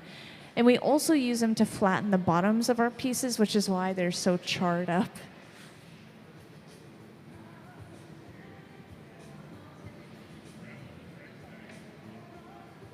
I don't have an exact timeline in mind. I think I asked once and they said couple of years or so. Yeah. But we have a lot of them. We have a lot of paddles. And you know what's funny is even when they have holes in them, sometimes they end up just breaking that section off and then they have a shorter paddle and then they use the shorter paddle.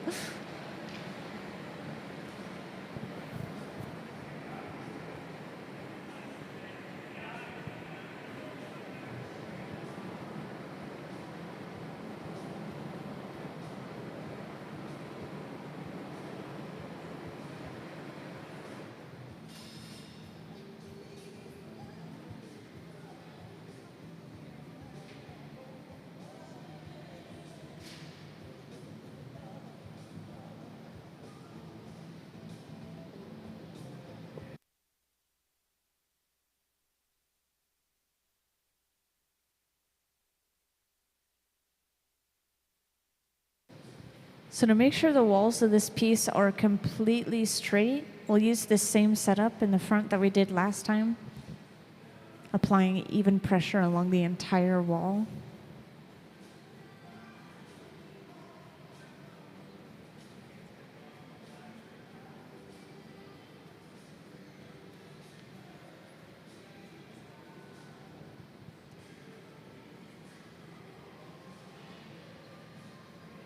And what else is nice about using wood-based tools like this wooden board, the newspaper, wooden paddles? They're not going to leave any gouging or scraping marks in the glass is a lot softer than the metal tools that we use.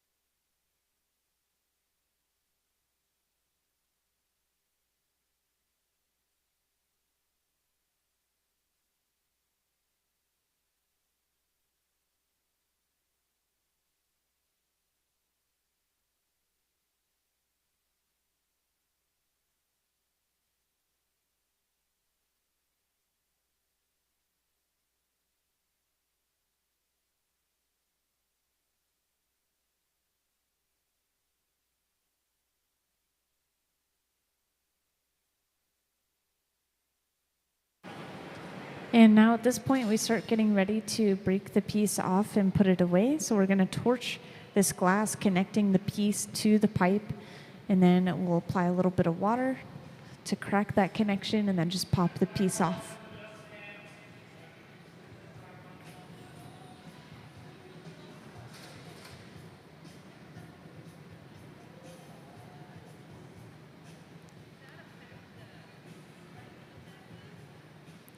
It does. There's like a scientific thing behind the shape of the bottom of a piece, and there's also thickness to keep in mind.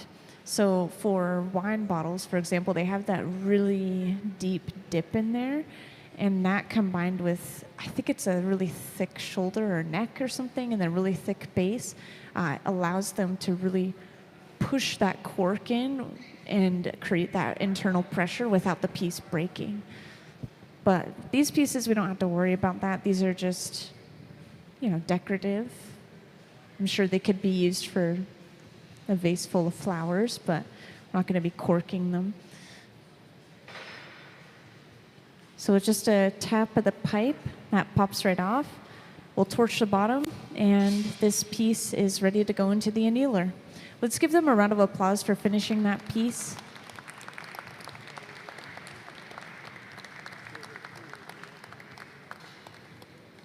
Thank you, everyone. And that was our last piece before our lunch break. So we'll be back in about an hour from now. We'll have the official return time posted on the screen, and we'll probably continue to work on these vessels when we get back, various shapes and patterns. Yeah.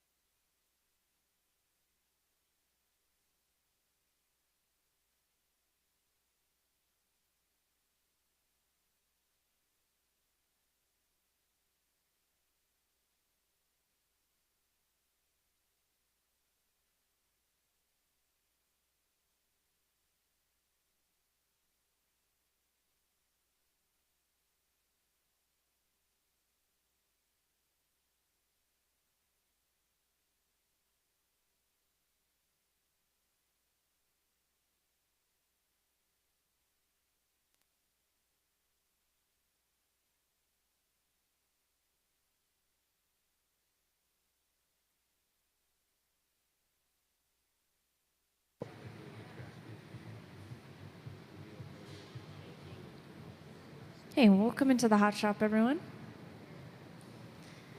All right, fresh new faces. So none of you have been here so far today. So just to point out our project, we're going to be working on some pieces kind of like what you're seeing on the front pedestal right here. And these are being made by our resident hot shop team, of course. They're going to be working right here at the center bench and over on the right bench. But yeah, just overall sticking with the blue theme, they have a lot of creative freedom with the shapes of these pieces and the textures or designs of these pieces. So we'll see what design they come up with this time. And over on that left bench, we're having some hands-on workshops going on throughout the day today. So if you're curious about that, they have a calendar up at the front desk of the availability coming up. And they're making starfish over there today. And so what I usually do is I describe the process, kind of talk about what they're doing as they're doing it and why. And if you have any questions, feel free to just grab my attention and let me know. I'll come right over. And let's start with an overview of the hot shop itself. So, perfect timing. Gabe has just gone into the back and he's gathering some clear glass out of the furnace. And so this tank is actually holding a pool of molten glass inside of a crucible in the base of it, just at about 2100 degrees Fahrenheit. So this is where we start all of our projects.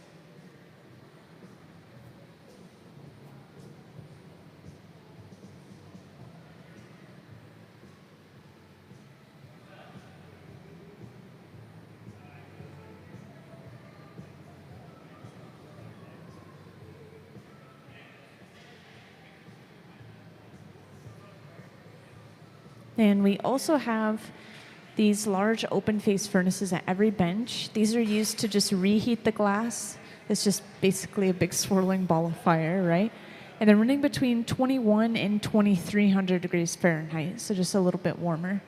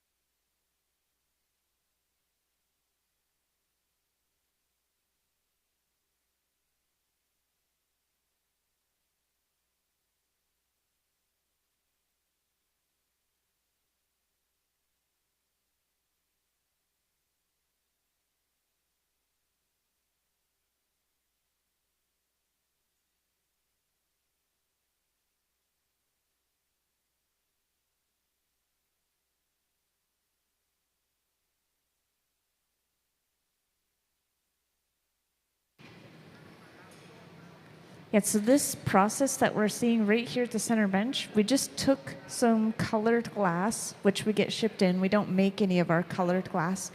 And we just melt it down and drop it onto this clear bubble. And what we'll do next is we'll push and spread this back until it's completely covering up that clear. So for the final piece, it's really just a thin layer of color sandwiched within the walls of the piece. It's very little color. Which the colors, they come from different metals, minerals, and oxides, by the way.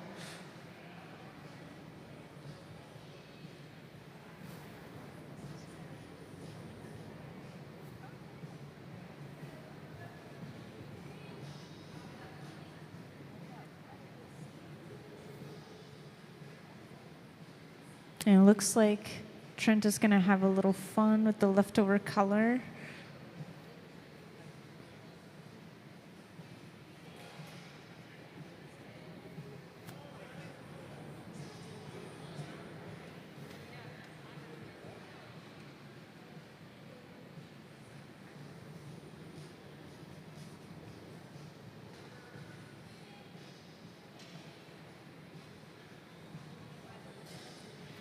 Now, for everyone who just joined in and anyone I may have missed, welcome into the hot shop.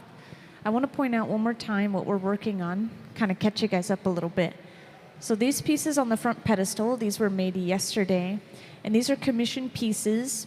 Overall, it seems like the theme that they have to stick with is that blue color, and then these stripes are an even lighter opaque blue that they've wrapped around the body of the piece. They're continuing the same theme today, just making a ton of different shapes and playing around with the textures of those lines, the patterns. Yeah, feel free to ask any questions that you have throughout the process.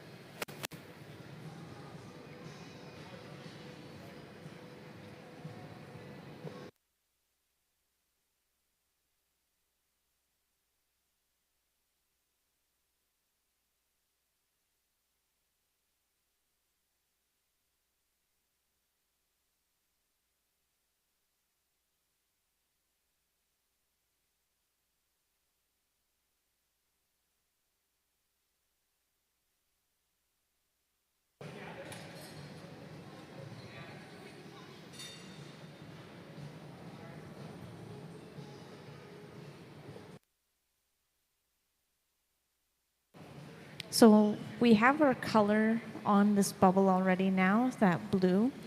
It's so dark that you can't see through it. Well, it's very rich right now, but when we start blowing it out later, it's going to thin out and we'll be able to see it. So we let this cool down, and we're going to start gathering some layers of clear glass over top of the color, and this is mostly just to build up mass and give us more material to blow out and work with.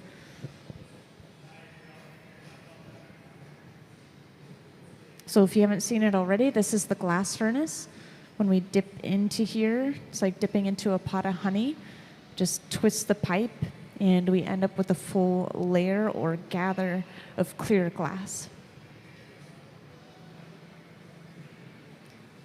And this is just a pipe cooler, trough of water that we set the pipe into so we can handle it a little bit closer to the glass.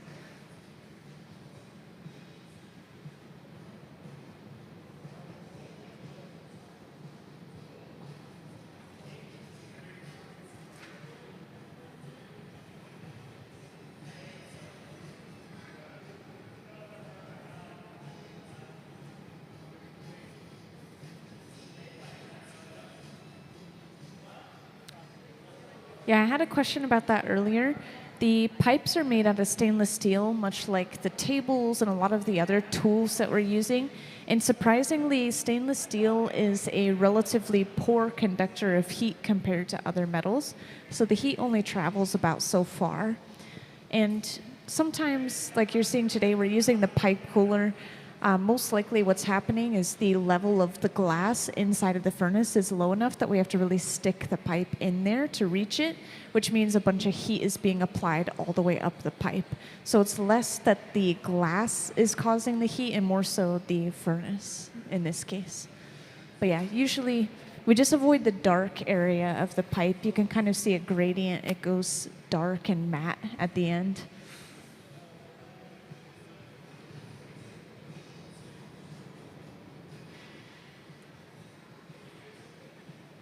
Now we've pulled out a second piece of glass. This was something that we prepared earlier, and it's relatively simple. So we have that light blue or grayish color on the end of that pipe there. That's the one that we wrap around these vessels to create all the striping. And this has been clear coated, and we'll eventually bring it over and wrap it around the piece to create some striping and some designs.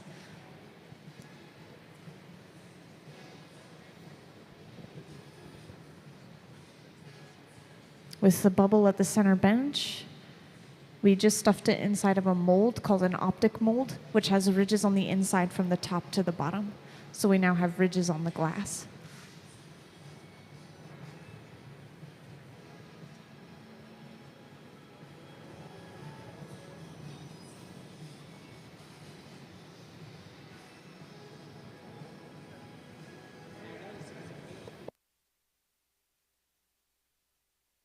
So when we blow into the end of the pipe, we're expanding the glass like a balloon, and it is already hollow. This glass is hollow. You can't see the bubble underneath that color. Right now, we're not blowing it out like crazy. We're just kind of maintaining its overall shape. So we have these rollers set up in the front, and it's a little hard to tell, but these rollers pull the pipe back at these really even, small increments. So as we turn the pipe, the color wraps evenly all the way around, all the way to the tip. And this is a pattern that we tried right before our lunch break earlier. Once we have the lines of color applied, we use a torch, and we're heating up the low section of those ridges.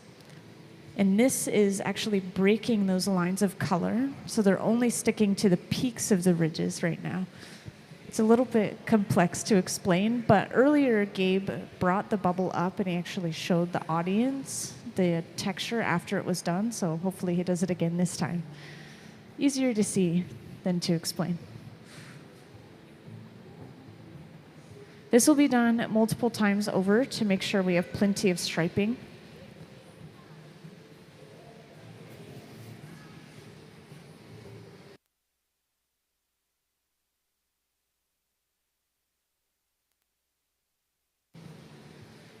And again, real quick for any newcomers, we're working on making pieces like this right here on the front pedestal.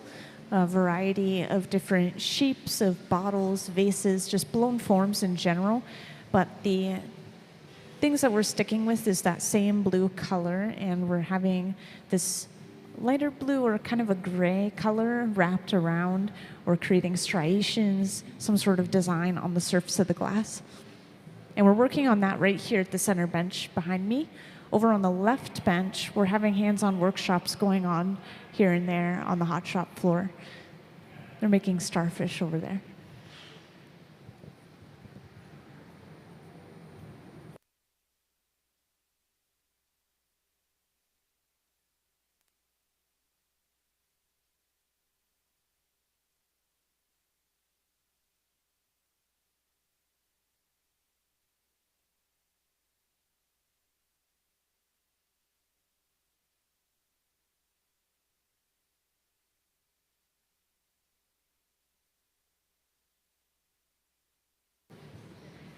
So now that same process is going to happen again.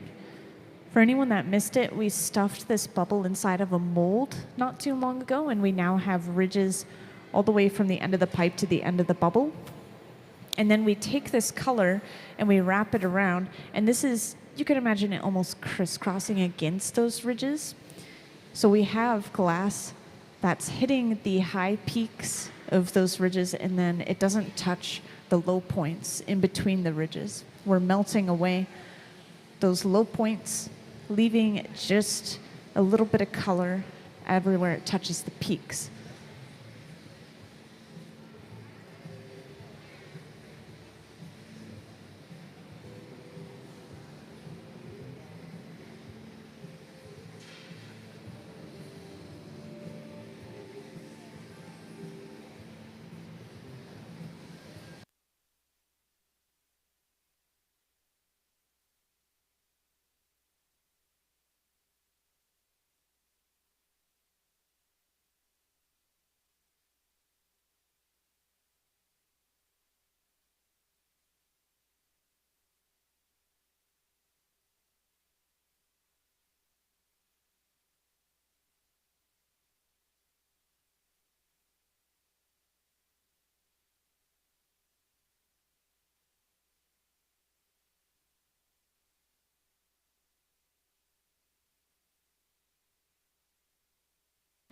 So the pieces cool down for a little while. They cool down at least overnight or about 12 hours.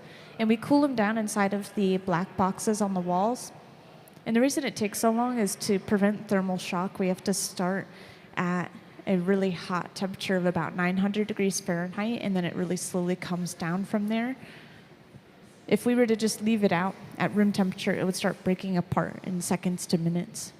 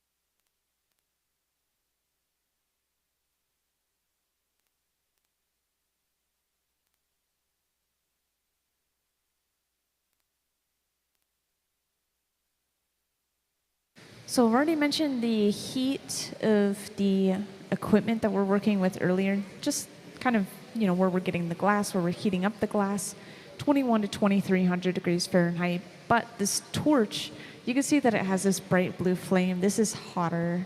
It's getting up to about 5,000 degrees Fahrenheit. So that's over double the heat of the molten glass itself. It's pretty impressive. And that's why it's burning through those little lines of color so quickly.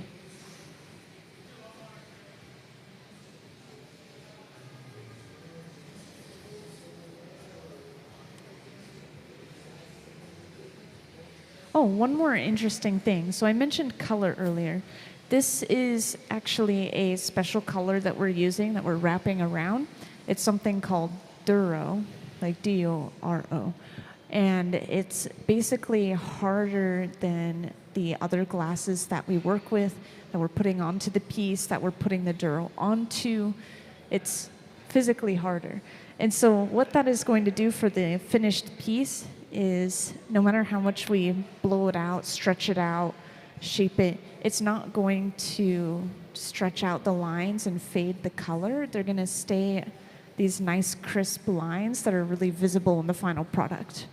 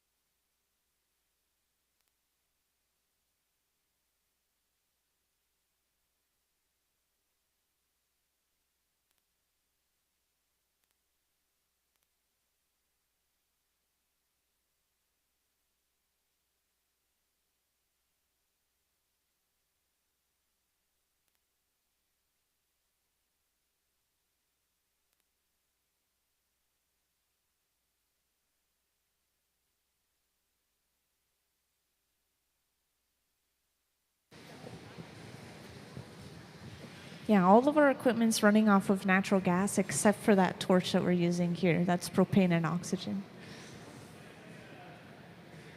And that, I think, was the last little bit of color that we were applying to this piece.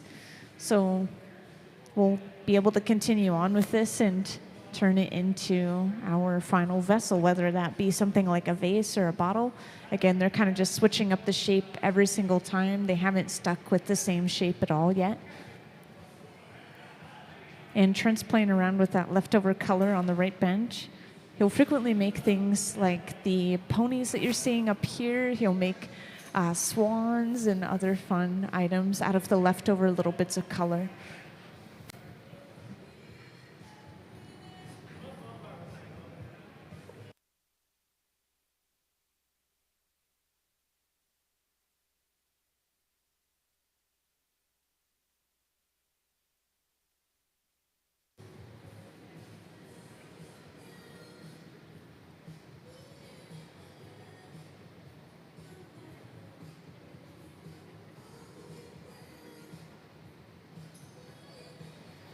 So we've got to heat this up and completely smooth the surface of this bubble out. We still have all those ridges.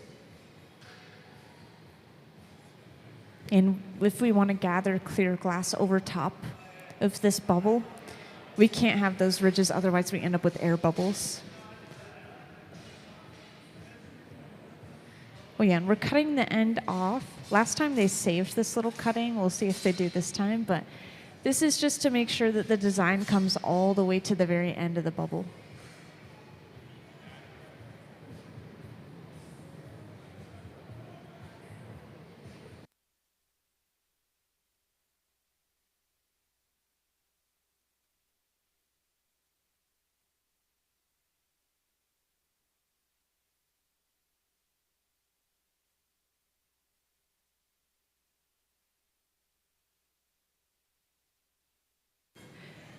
Yeah, Gabe always emphasizes whenever they use optic molds, which that's the mold that gave them those three-dimensional ridges in the first place, it's really hard to keep those ridges straight because you're constantly turning the pipe back and forth no matter what you're doing, whether you're smoothing the surface out or just keeping it on center. So if you turn it unevenly at all, those ridges start to twist.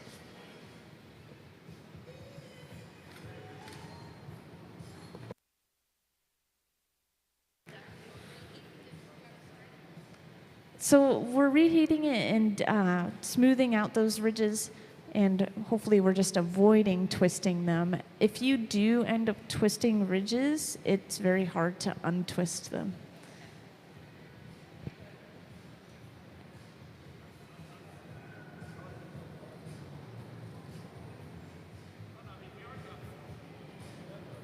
Yeah, if you want to see some pieces where the ridges were twisted purposefully, these pieces, some of these pictures used an optic mold as well, and they've literally twisted the glass before they blew it out, so they ended up with more of a spiral design.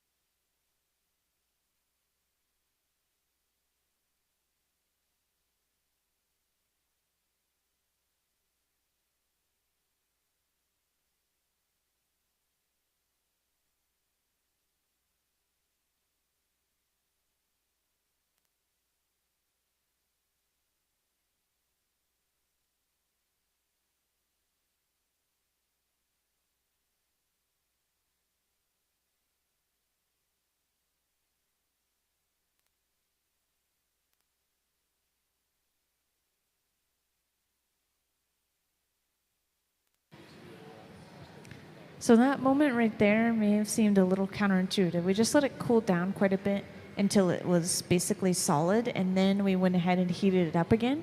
But what was happening is the glass is so thick that it's holding on to heat on the inside, and then the surface is not heating up as much as they want it to. So they let it fully cool down, and now they're reheating it to heat up just the surface more so.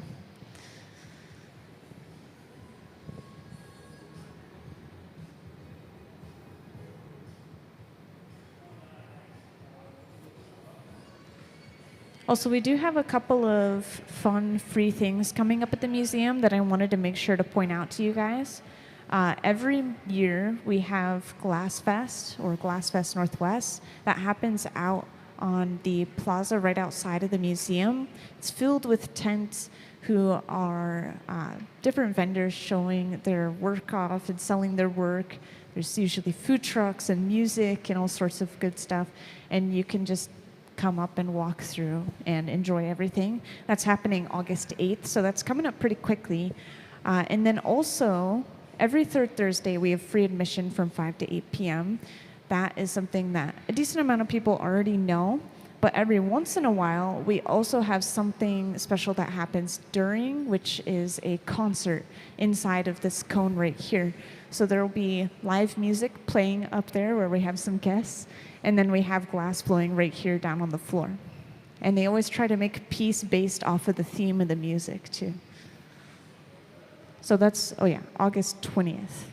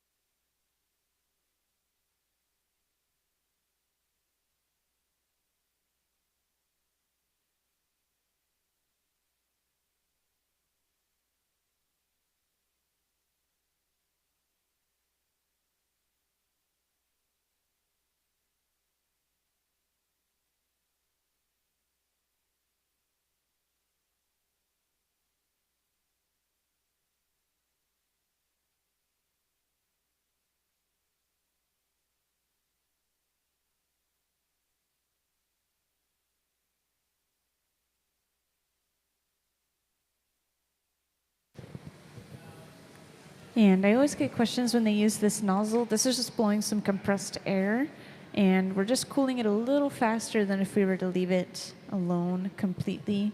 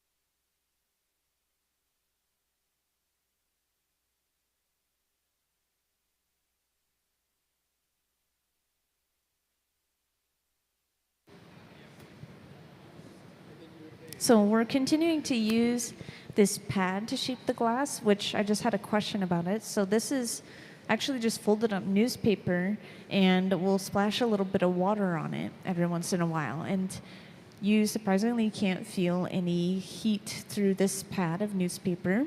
And it basically conforms to the shape of your hand, so you're almost using your hand to shape the glass when you're using this.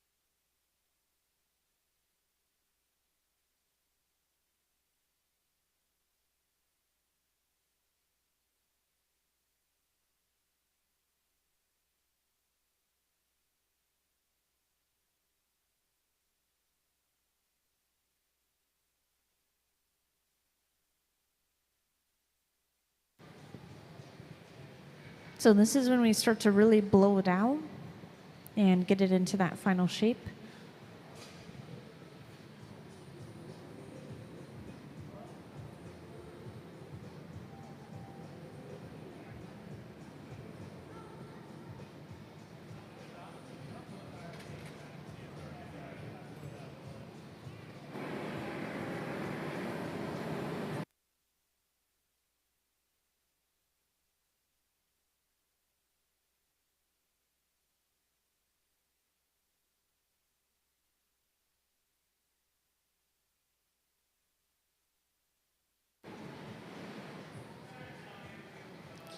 Now as they're starting to blow this out, we're seeing the pattern a little bit better. It's kind of stretching out. The color is also stretching out, so we'll be able to see through the piece.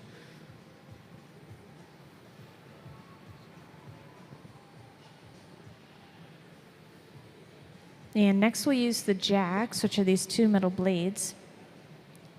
And we will squeeze down lightly, and it looks like we're going to be creating a neck for this piece. We're kind of pulling away from the pipe and slowly stretching some of this glass out.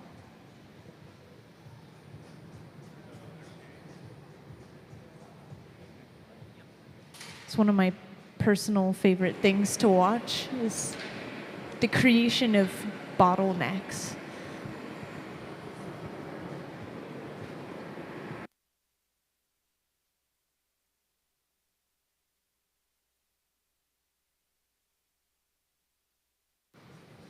And then we squeeze down one more time, this time right off the end of the pipe at the top of the neck. And this is just creating a weak point or a breaking point that we'll use later on.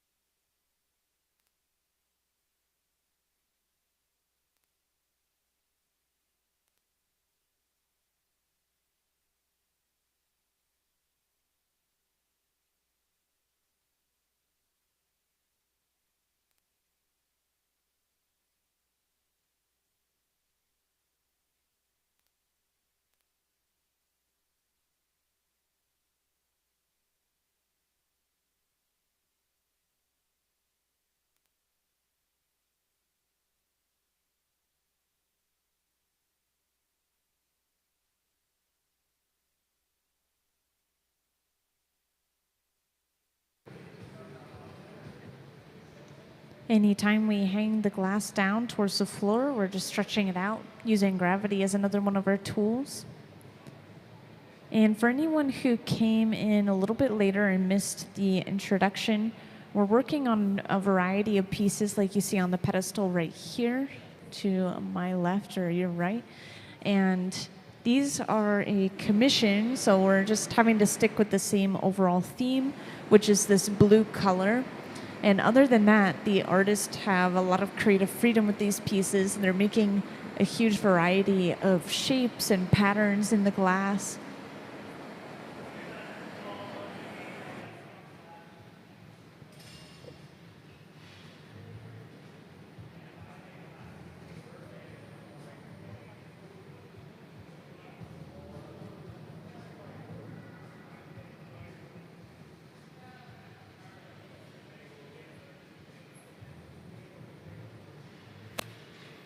And we've been working on this piece for 45 minutes so far.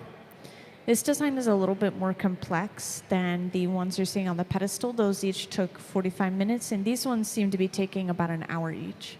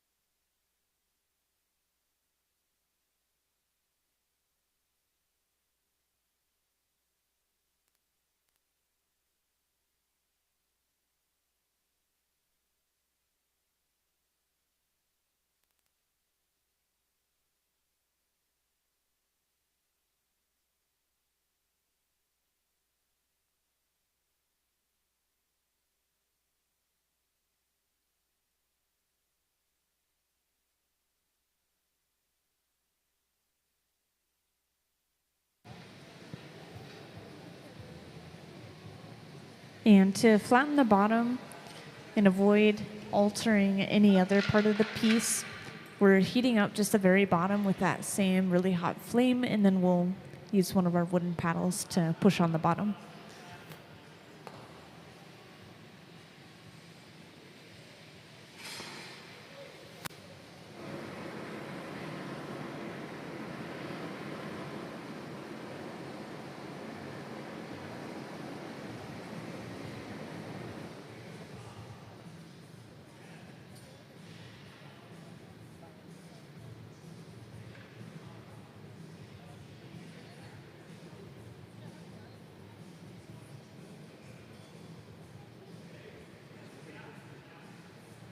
So again, pushing a wooden paddle on the bottom. We have somebody capping the end of the pipe, so we're keeping that pressure inside of the piece, and we have a third person turning the pipe. So this is why we need 3 people at least for any blown piece once we flatten the bottom.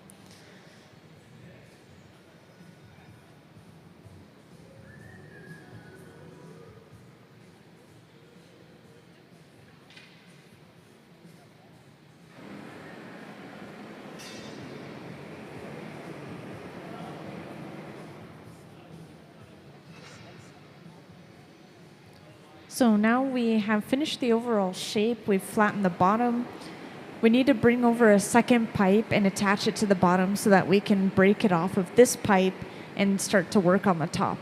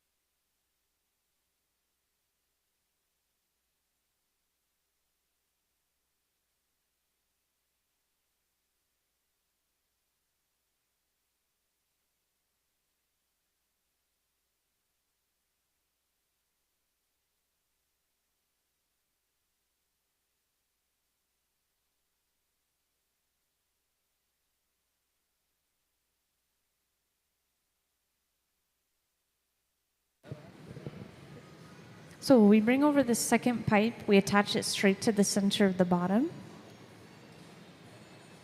And then to break the piece off of that first pipe, we usually just apply a little bit of water. That water thermally shocks and cracks the connection. We tap the pipe and that sends a little vibration down the pipe and into those cracks, and it just pops right off. So now from here, we heat up the neck portion of the piece and we can finish that off, finishing off the entire piece.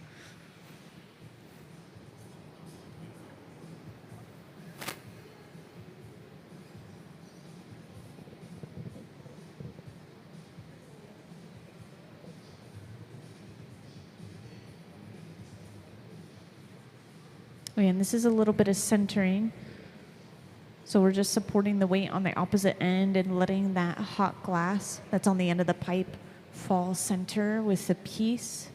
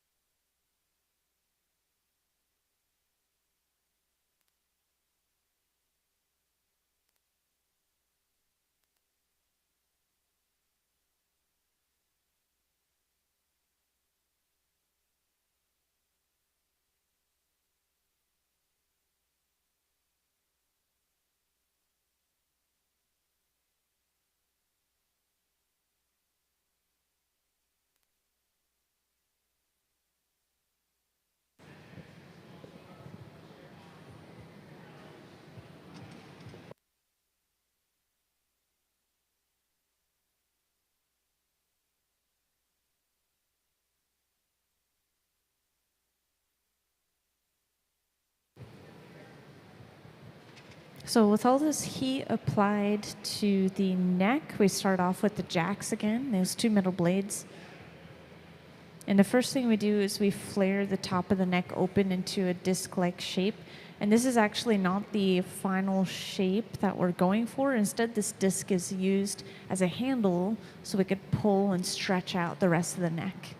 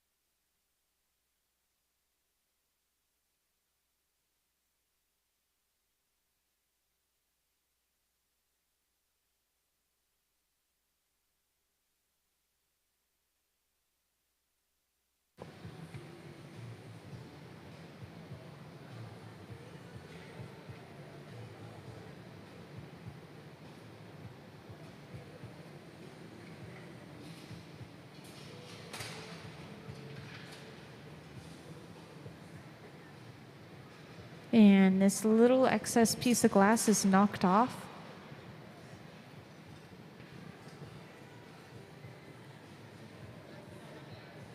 And this should leave us with a thinner rim, and also we should have a little bit of a longer neck.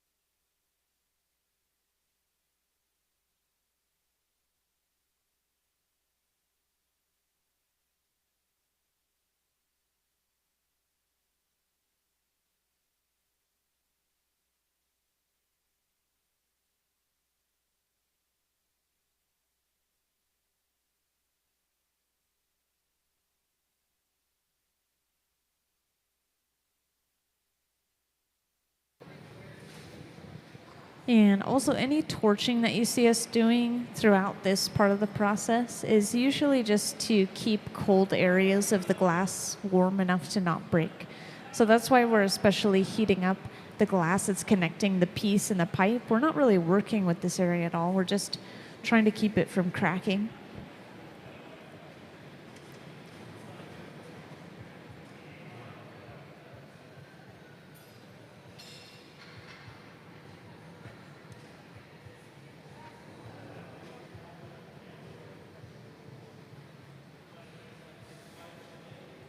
And at this point, it's looking like we're done with the piece. So we're getting ready to break it off the pipe and put it away. And we're going to be putting it inside of that black box over on the far right wall. This is one of our annealers, and it sits at just about 900 degrees Fahrenheit. With the press of a button, when we're completely done for the day, this will start to slowly cool down for about 12 hours or so.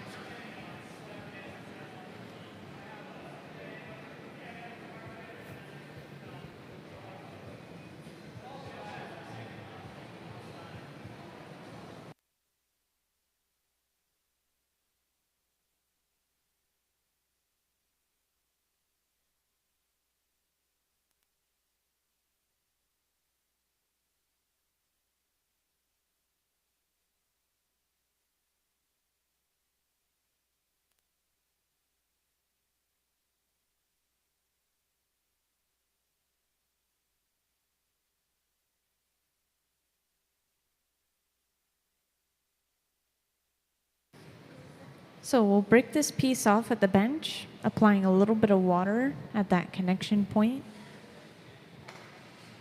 which, just like earlier, we're purposefully thermally shocking this connection to crack the piece off. We'll carry it with the Kevlar gloves and put it inside of the annealer.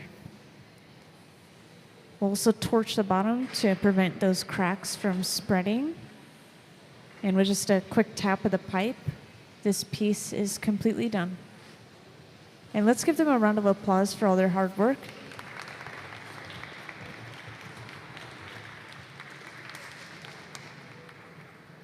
Thank you, everyone. So that's safely in the annealer, and then it's off to the next piece.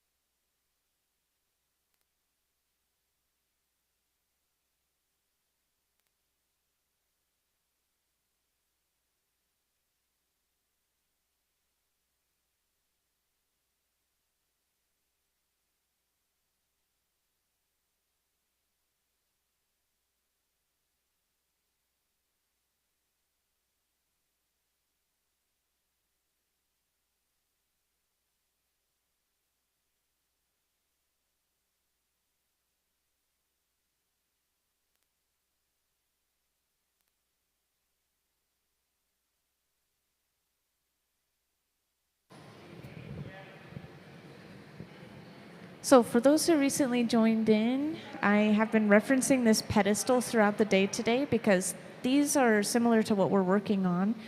These are some commissioned pieces. We're just sticking with that same overall blue color.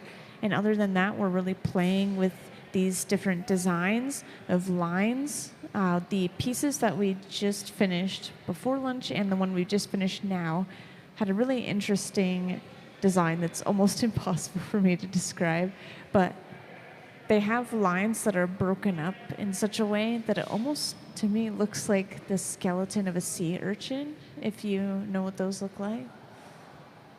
Maybe.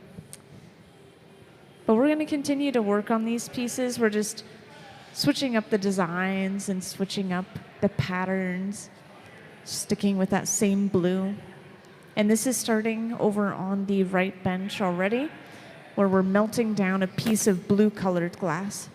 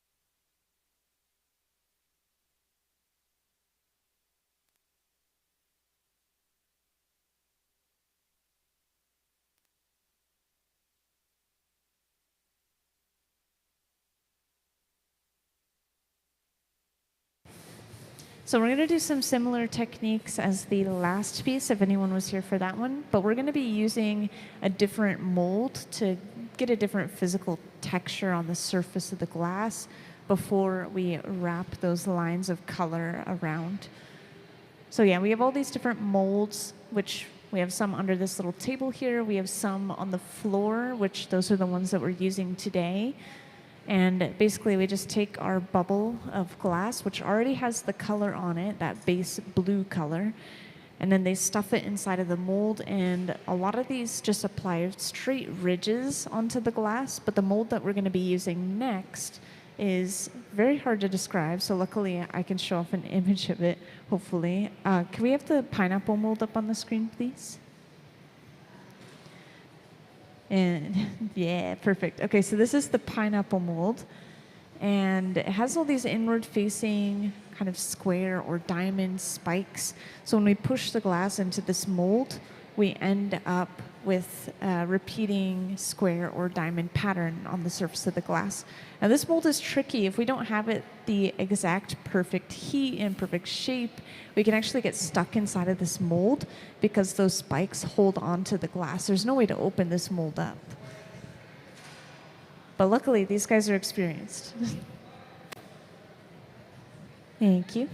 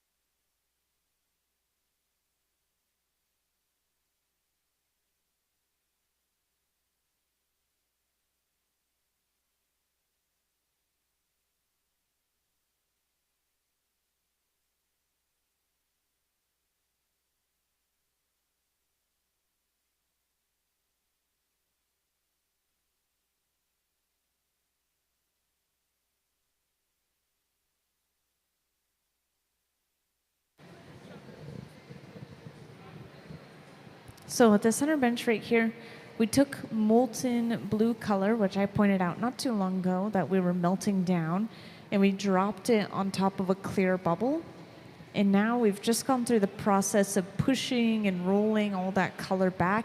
So now it's completely covering up that clear bubble. We can't see the clear bubble anymore, especially when we start blowing this out. All we'll see is blue. And that's the same exact process we did for all these pieces.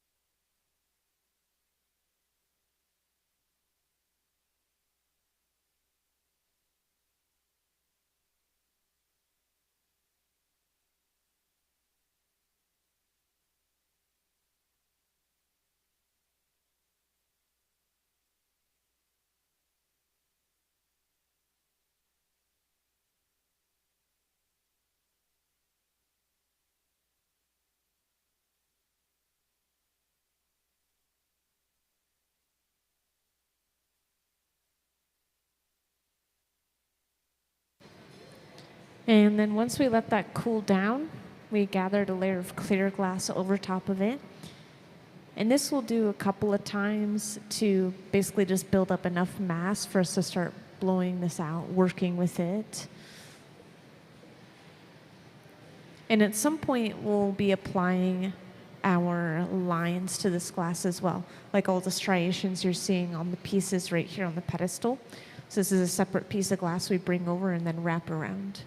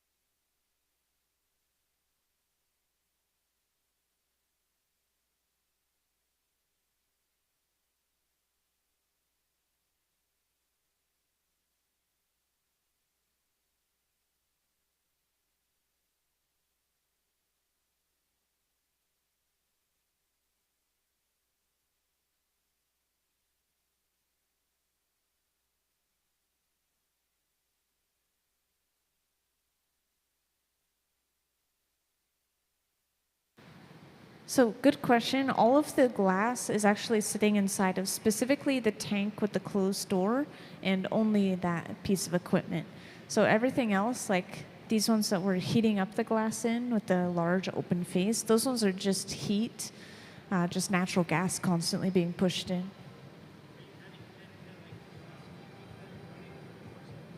We keep the glass furnaces running 24/7, so that way the molten glass inside just stays a consistent temperature and texture. But everything else we turn off when we're done. Oh yeah, and the temperatures of things in here are about 21 to 2300 degrees Fahrenheit.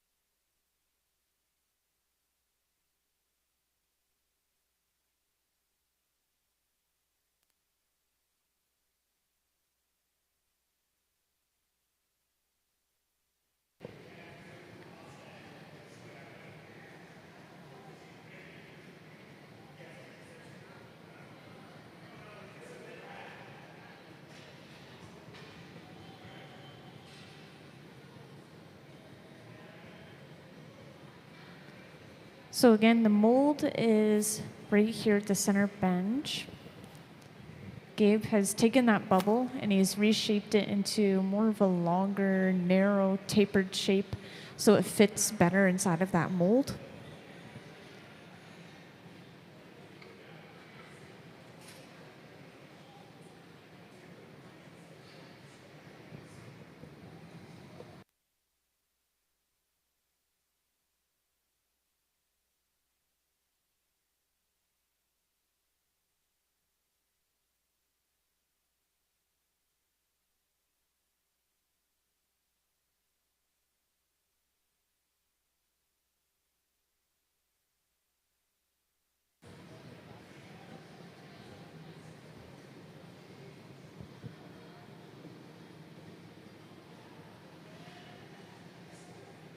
So after one more heat of this glass, we're stuffing it inside of the pineapple mold.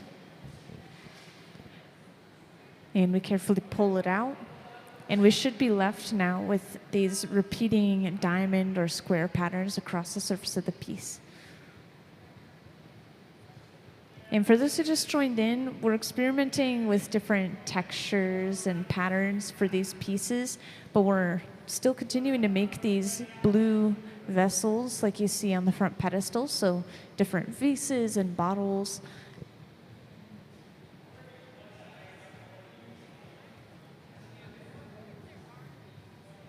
So we have our bubble right here. We're going to be using this setup that we just call the rollers. The rollers pull the pipe back at these really even increments, and that allows us to wrap the glass evenly around it. So we're going to be wrapping a second color around the bubble, which Trent is preparing over on the right.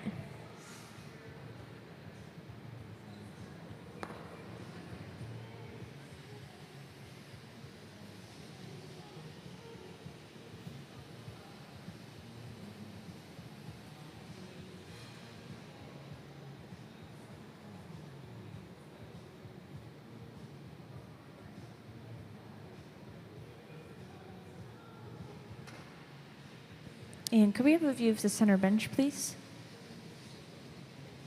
Thank you. So at the center bench, now that we've wrapped that color all the way around the bubble, we use this really hot torch, and their goal for using this is hopefully it's going to superheat these little strands of color and break apart the lines wherever it's not fully connected to the surface of the bubble. Because we have high points and low points, right? So it's hopefully breaking all of those lines right over the low points.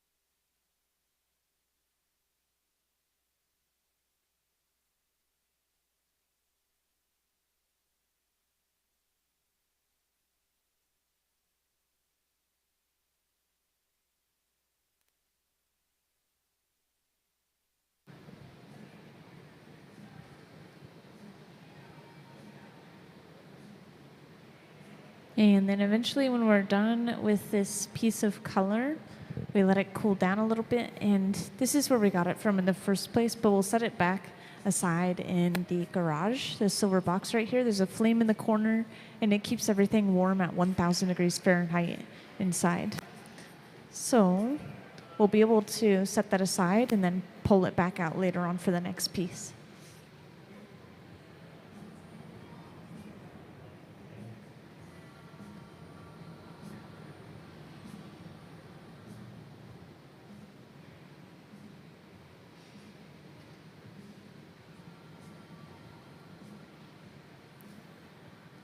Meanwhile, with this glass at the center bench, now we will start to heat this up, and we're going to try to completely smooth all of that texture out. We want a completely smooth surface to our bubble before we start doing anything else with it.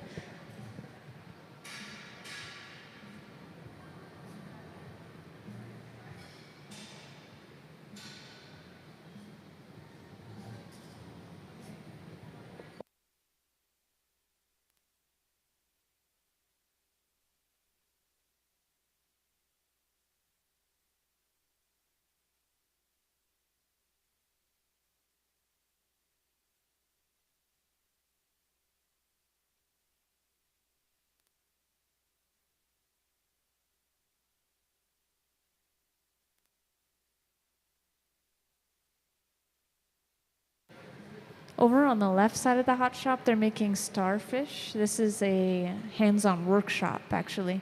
And we have these one weekend a month towards the end of the month. So you can look forward to them next month as well. They change up what they make each month, too, by the way. So just check the calendar either online or at the front desk if you're curious about those workshops.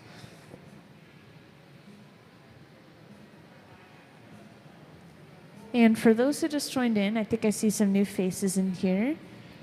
I wanted to point out these pieces on the front pedestal. These were made yesterday, and we're just kind of sticking with an overall blue theme. We're using these small pieces of glass color to wrap around and create these different designs that we're seeing. This one is very experimental. We used a very specific mold, which basically created these dimples or repeating diamond patterns on the surface of the glass. And then we wrapped some color around it just before you guys came in. So now we have our pattern, we have our color, and we will soon-ish start to see them blow this out into a final piece.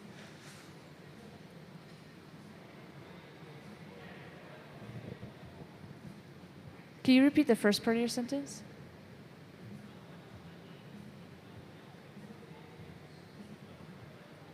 I'm not sure. So we have pieces that might be kind of similar in the store. And so you could kind of gauge price based off of that. I'm looking around. They had some store pieces out here the other day. But we've made pieces similar to this for the store before, and I feel like it's, I don't know, somewhere maybe like $300 or something a piece. Like commission? Oh, you mean the workshops? I'm so sorry. I didn't understand your question. Like, sit down at the bench and make a starfish, like they've been doing over there. So that, I think, I could be wrong, I think it's $85 a person without a membership to the museum. But that's something you should definitely check with the front desk, because I could be wrong.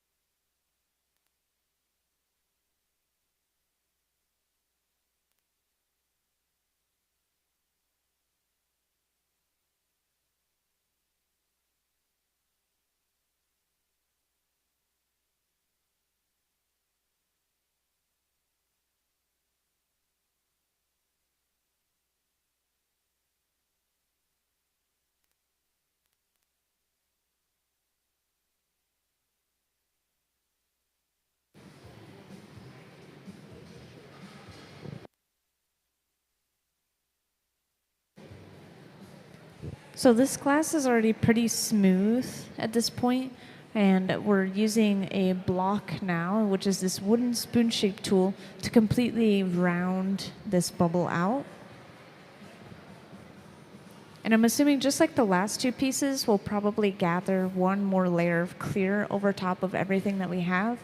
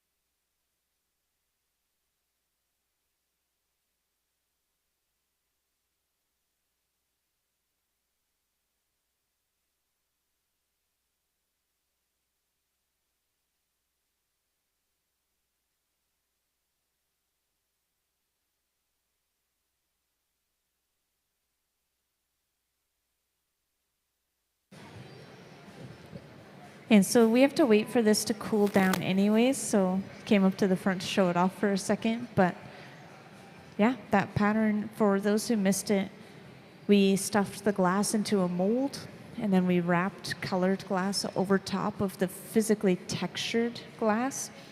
And then we melted the glass down, and it actually broke away at the low points of the texture because that strand of glass wasn't touching down there.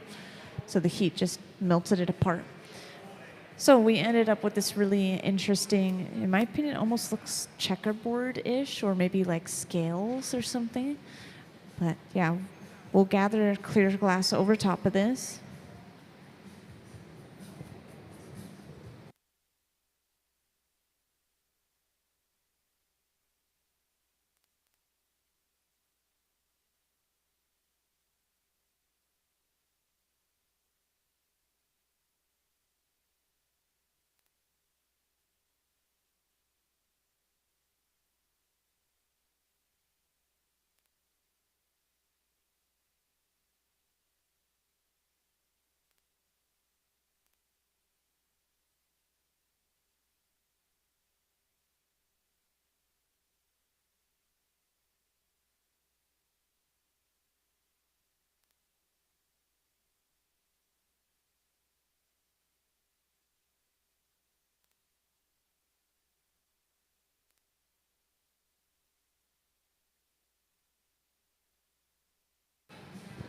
Oh yeah, and you're not missing anything crazy over there. Just a pipe cooler, trough of water that we set the pipe into. So we now have one more layer of clear, which has both protected the color is no longer directly on the surface of the piece, and has built up some more mass for us to work with.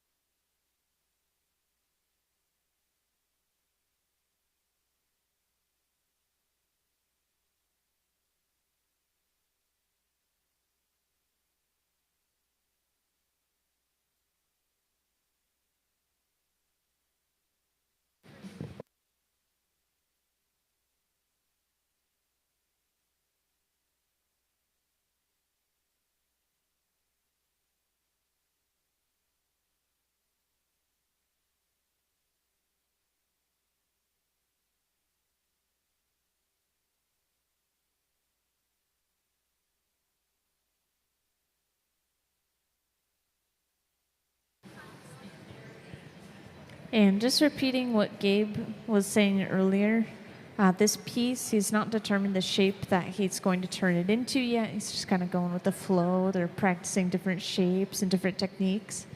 So we'll see what this turns into. But we can definitely expect it to be something like a bottle or a vase. Again, kind of referencing the pieces on the front pedestal there.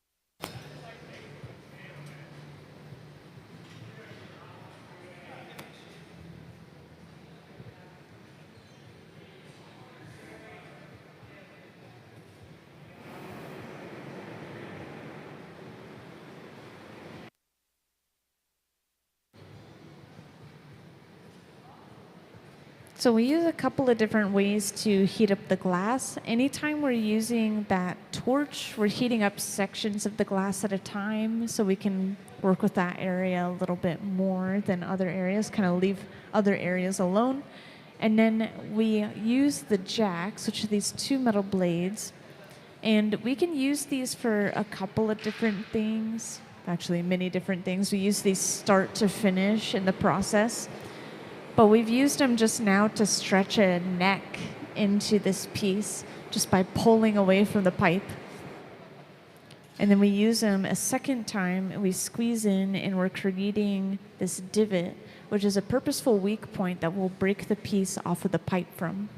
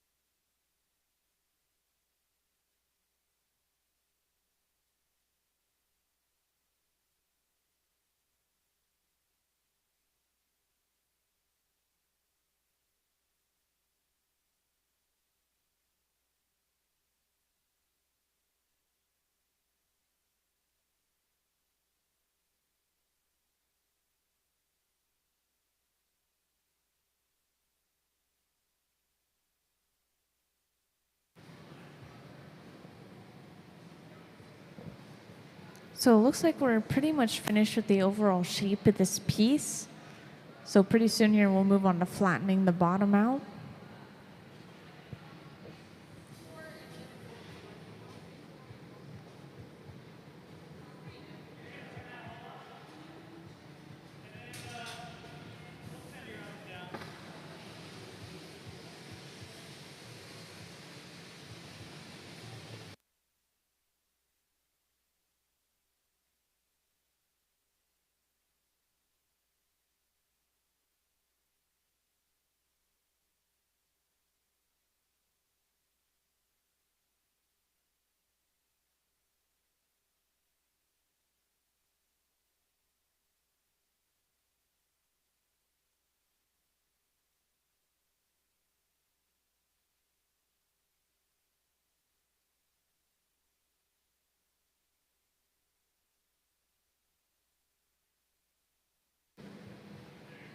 And to flatten the bottom, we simply use a wooden paddle.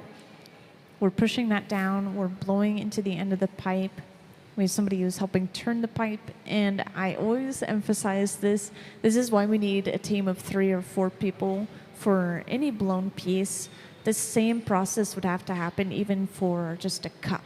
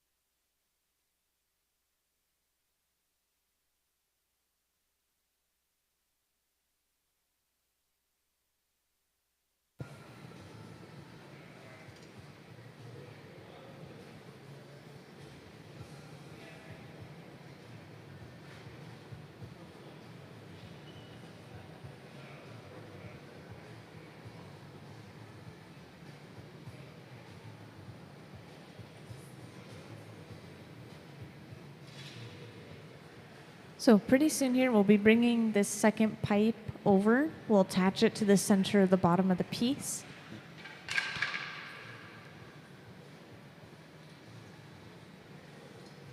And eventually, we'll break the entire piece off of the first pipe that we originally made it on. And this whole process is basically just to flip the orientation of the piece so we can start working on the neck and the opening of the piece and finish it completely off.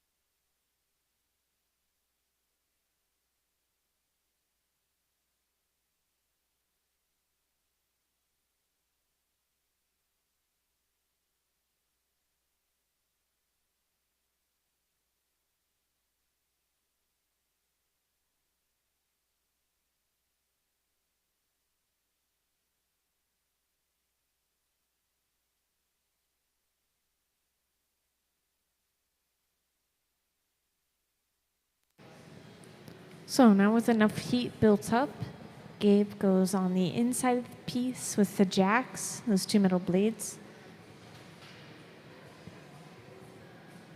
And we create basically what looks like a little disc around the opening of the piece, which instead of it being decorative, we're using it as a handle and we're stretching the remaining portion of the neck. And we give it a little puff of air using the Sophietta, which is that cone-shaped tool.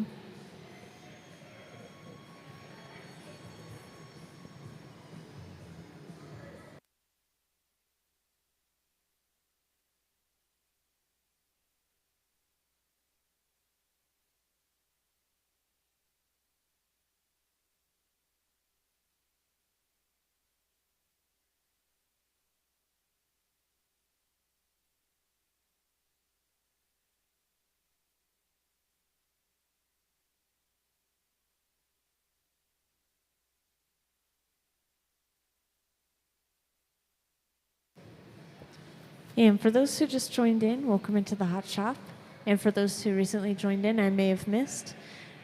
We are working on commission pieces today, a variety of blown vessels, which includes things like vases and bottles. They're just kind of changing up the shapes and the designs. The designs, I mean, by the patterns. But something that we are sticking with is we're continuing to use this same blue piece after piece. And each of these pieces today has been taking about an hour or so. We have some finished ones, again, right there on the front pedestal, those ones we made yesterday.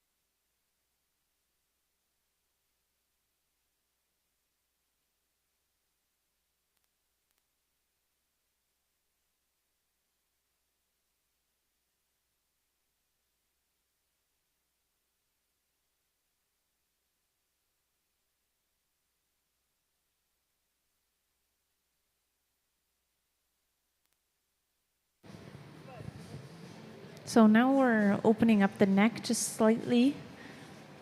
We knocked off that excess piece of glass. That's where all these little trimmings have come from throughout the day, or the scrap has come from. Just these little trimmings.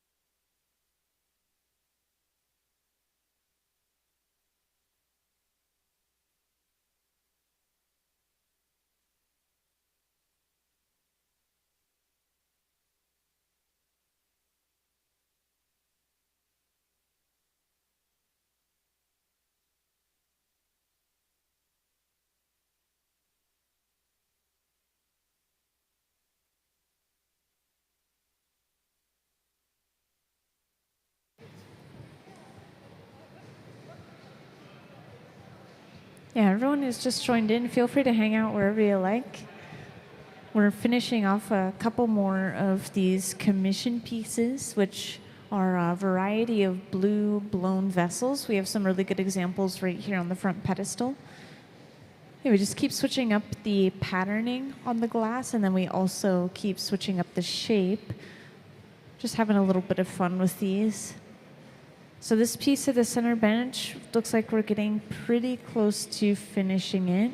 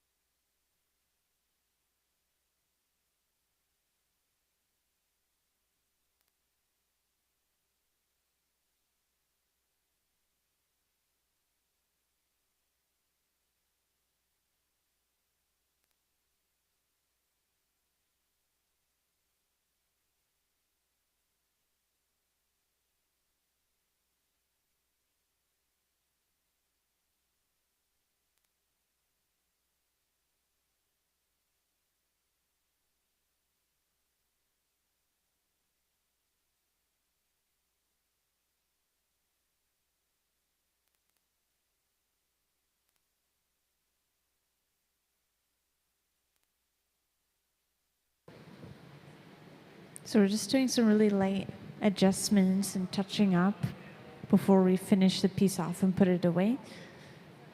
What you're seeing is pretty much the final product. And the colors are pretty true to itself. Sometimes we'll work with colors that look really different once they cool down overnight, but this one is pretty accurate to the final color.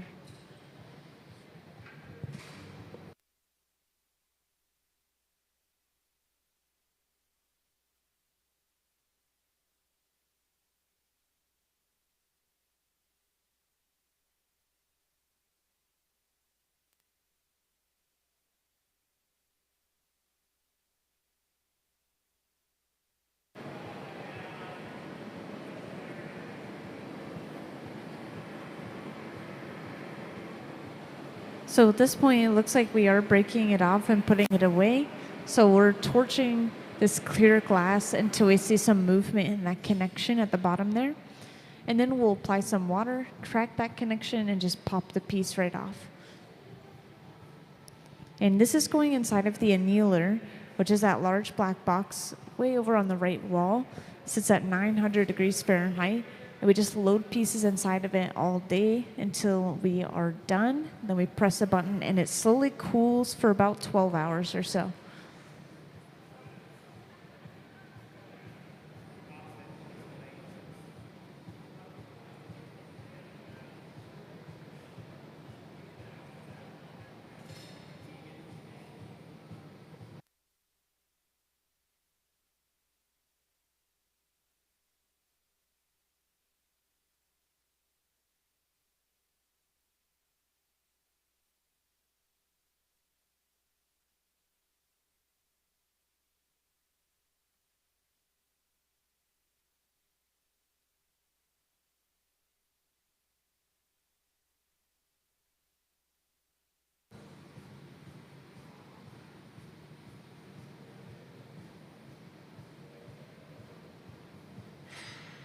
So with the water and a tap of the pipe, this pops right off. We'll torch the bottom to prevent any cracks from traveling anywhere, and then this piece will be put away.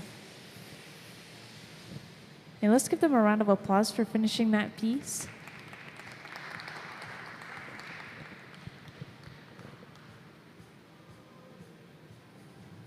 And that is the third one of those vessels that we've made today.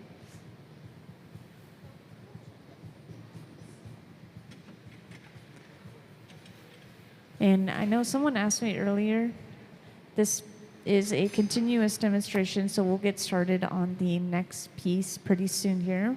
Still have 50 minutes before the museum closes.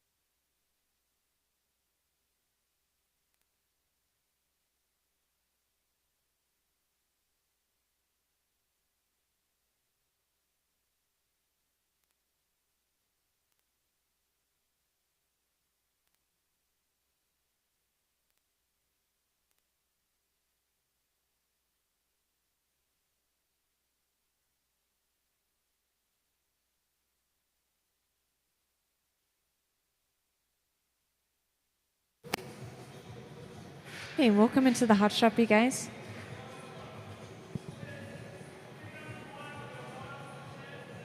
Just in case you haven't gotten an introduction as to what we have going on, we're working on a variety of blue blown vessels like you see right on the pedestal in front of you guys. So we have our blue color already on this bubble, and we're taking a second color and we're wrapping it all the way around the bubble. That's how we get these striations on the final piece.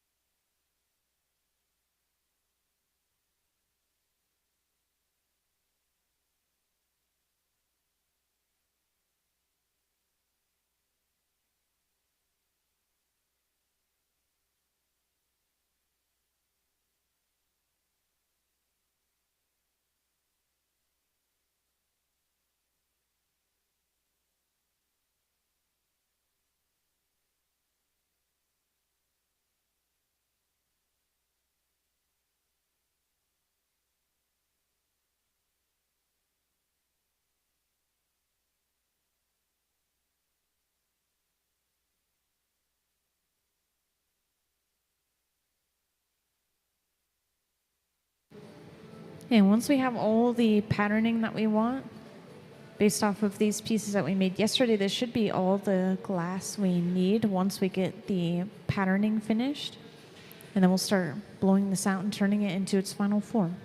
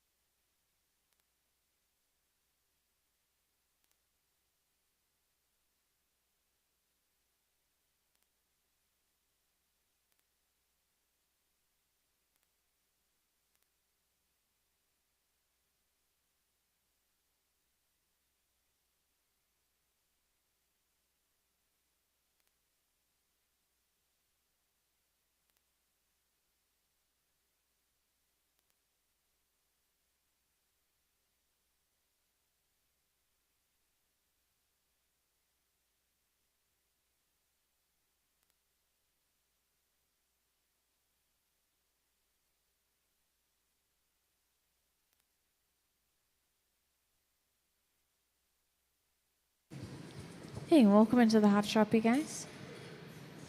We're working on some of these blue vessels you see on the front pedestal right here. So this piece of glass that we have already has the blue color, and we just finished wrapping some strands of a second color around it to get those striations. So now we can move on to the next step.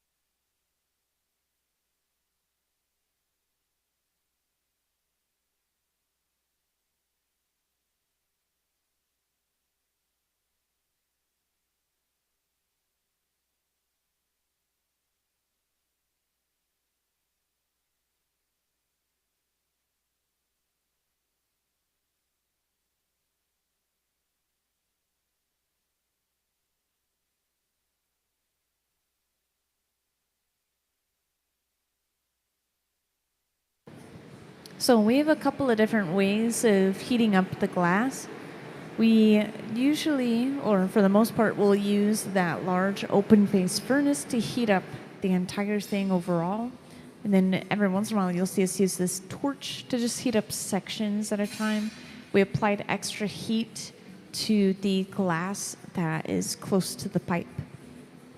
And that was in preparation for the jack line, which Gabe is putting in right now. So he's squeezing with these two metal blades called the jacks, creating a weak point that will eventually break the piece off from the pipe.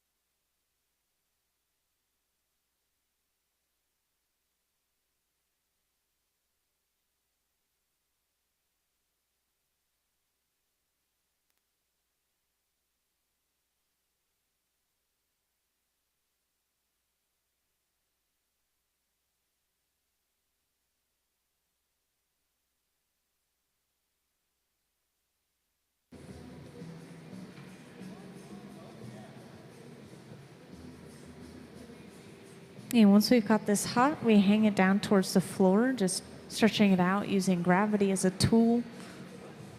So we end up with the taller shape. And yeah, for those who just joined in, I keep pointing out these pieces on the front pedestal. This is probably as close to the final product as you're going to see out on display. But basically, we're just working with a variety of patterns and shapes, but we're sticking to that same overall theme of using a blue color, and we're having striations or some sort of patterning on the surface of the glass. And this will be the fourth one today. We made those three yesterday, and this will be the fourth one that we've worked on today.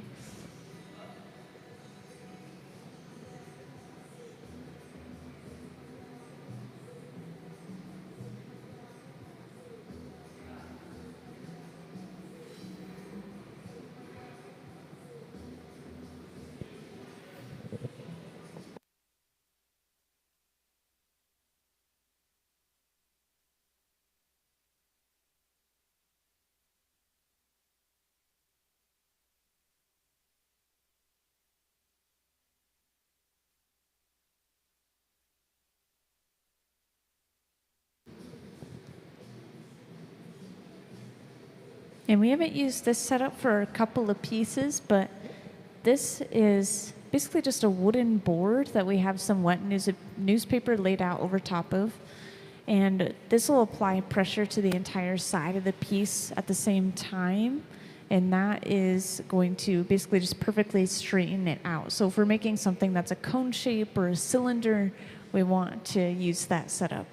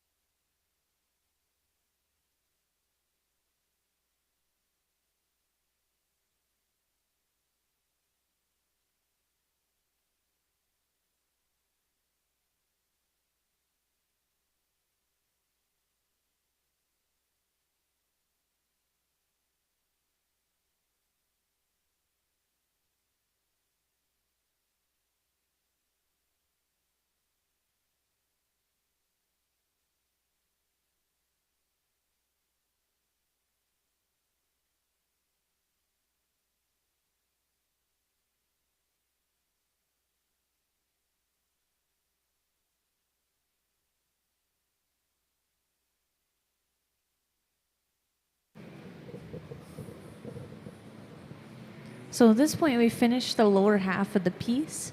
So we're going to be bringing over a second pipe. We'll attach that to the center of the bottom of the piece. And then we'll break this entire piece off of the first pipe.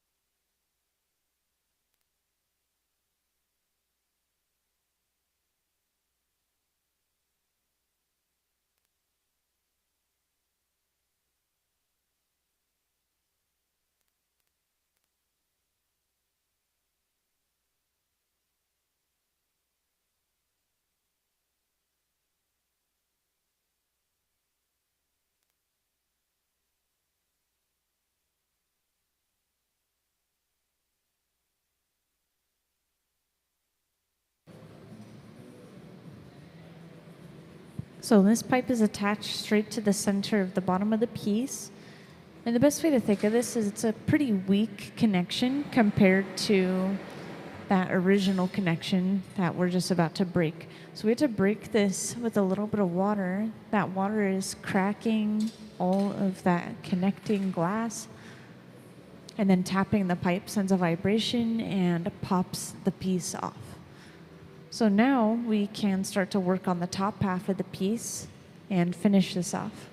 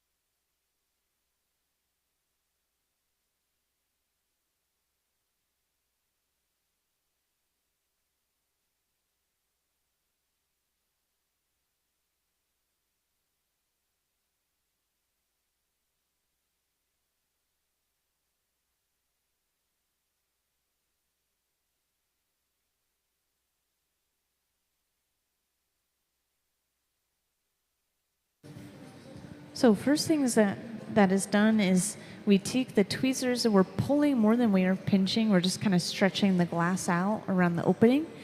And then we use the shears and we trim some excess glass off. So this is all just to make sure that we have a nice thin lip, and it's done for basically any of the blown pieces you'll see made in here.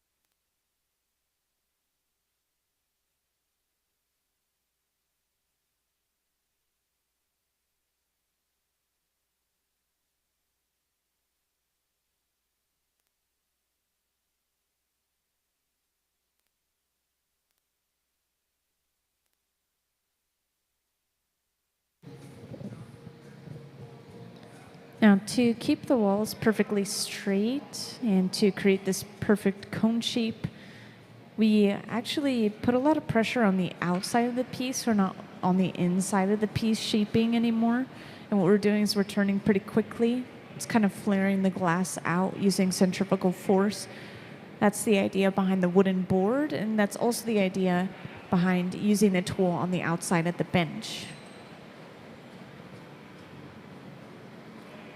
And once they're happy with this piece, we'll prepare to break it off and put it away.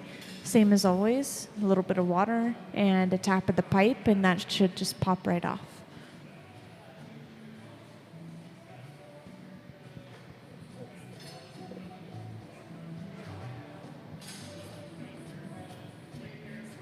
These are also some pieces we made yesterday. If anyone wants to come take a closer look at any of these, feel free, but these were early American glass related pieces. They were made along with a lecture that we had yesterday on early American glass.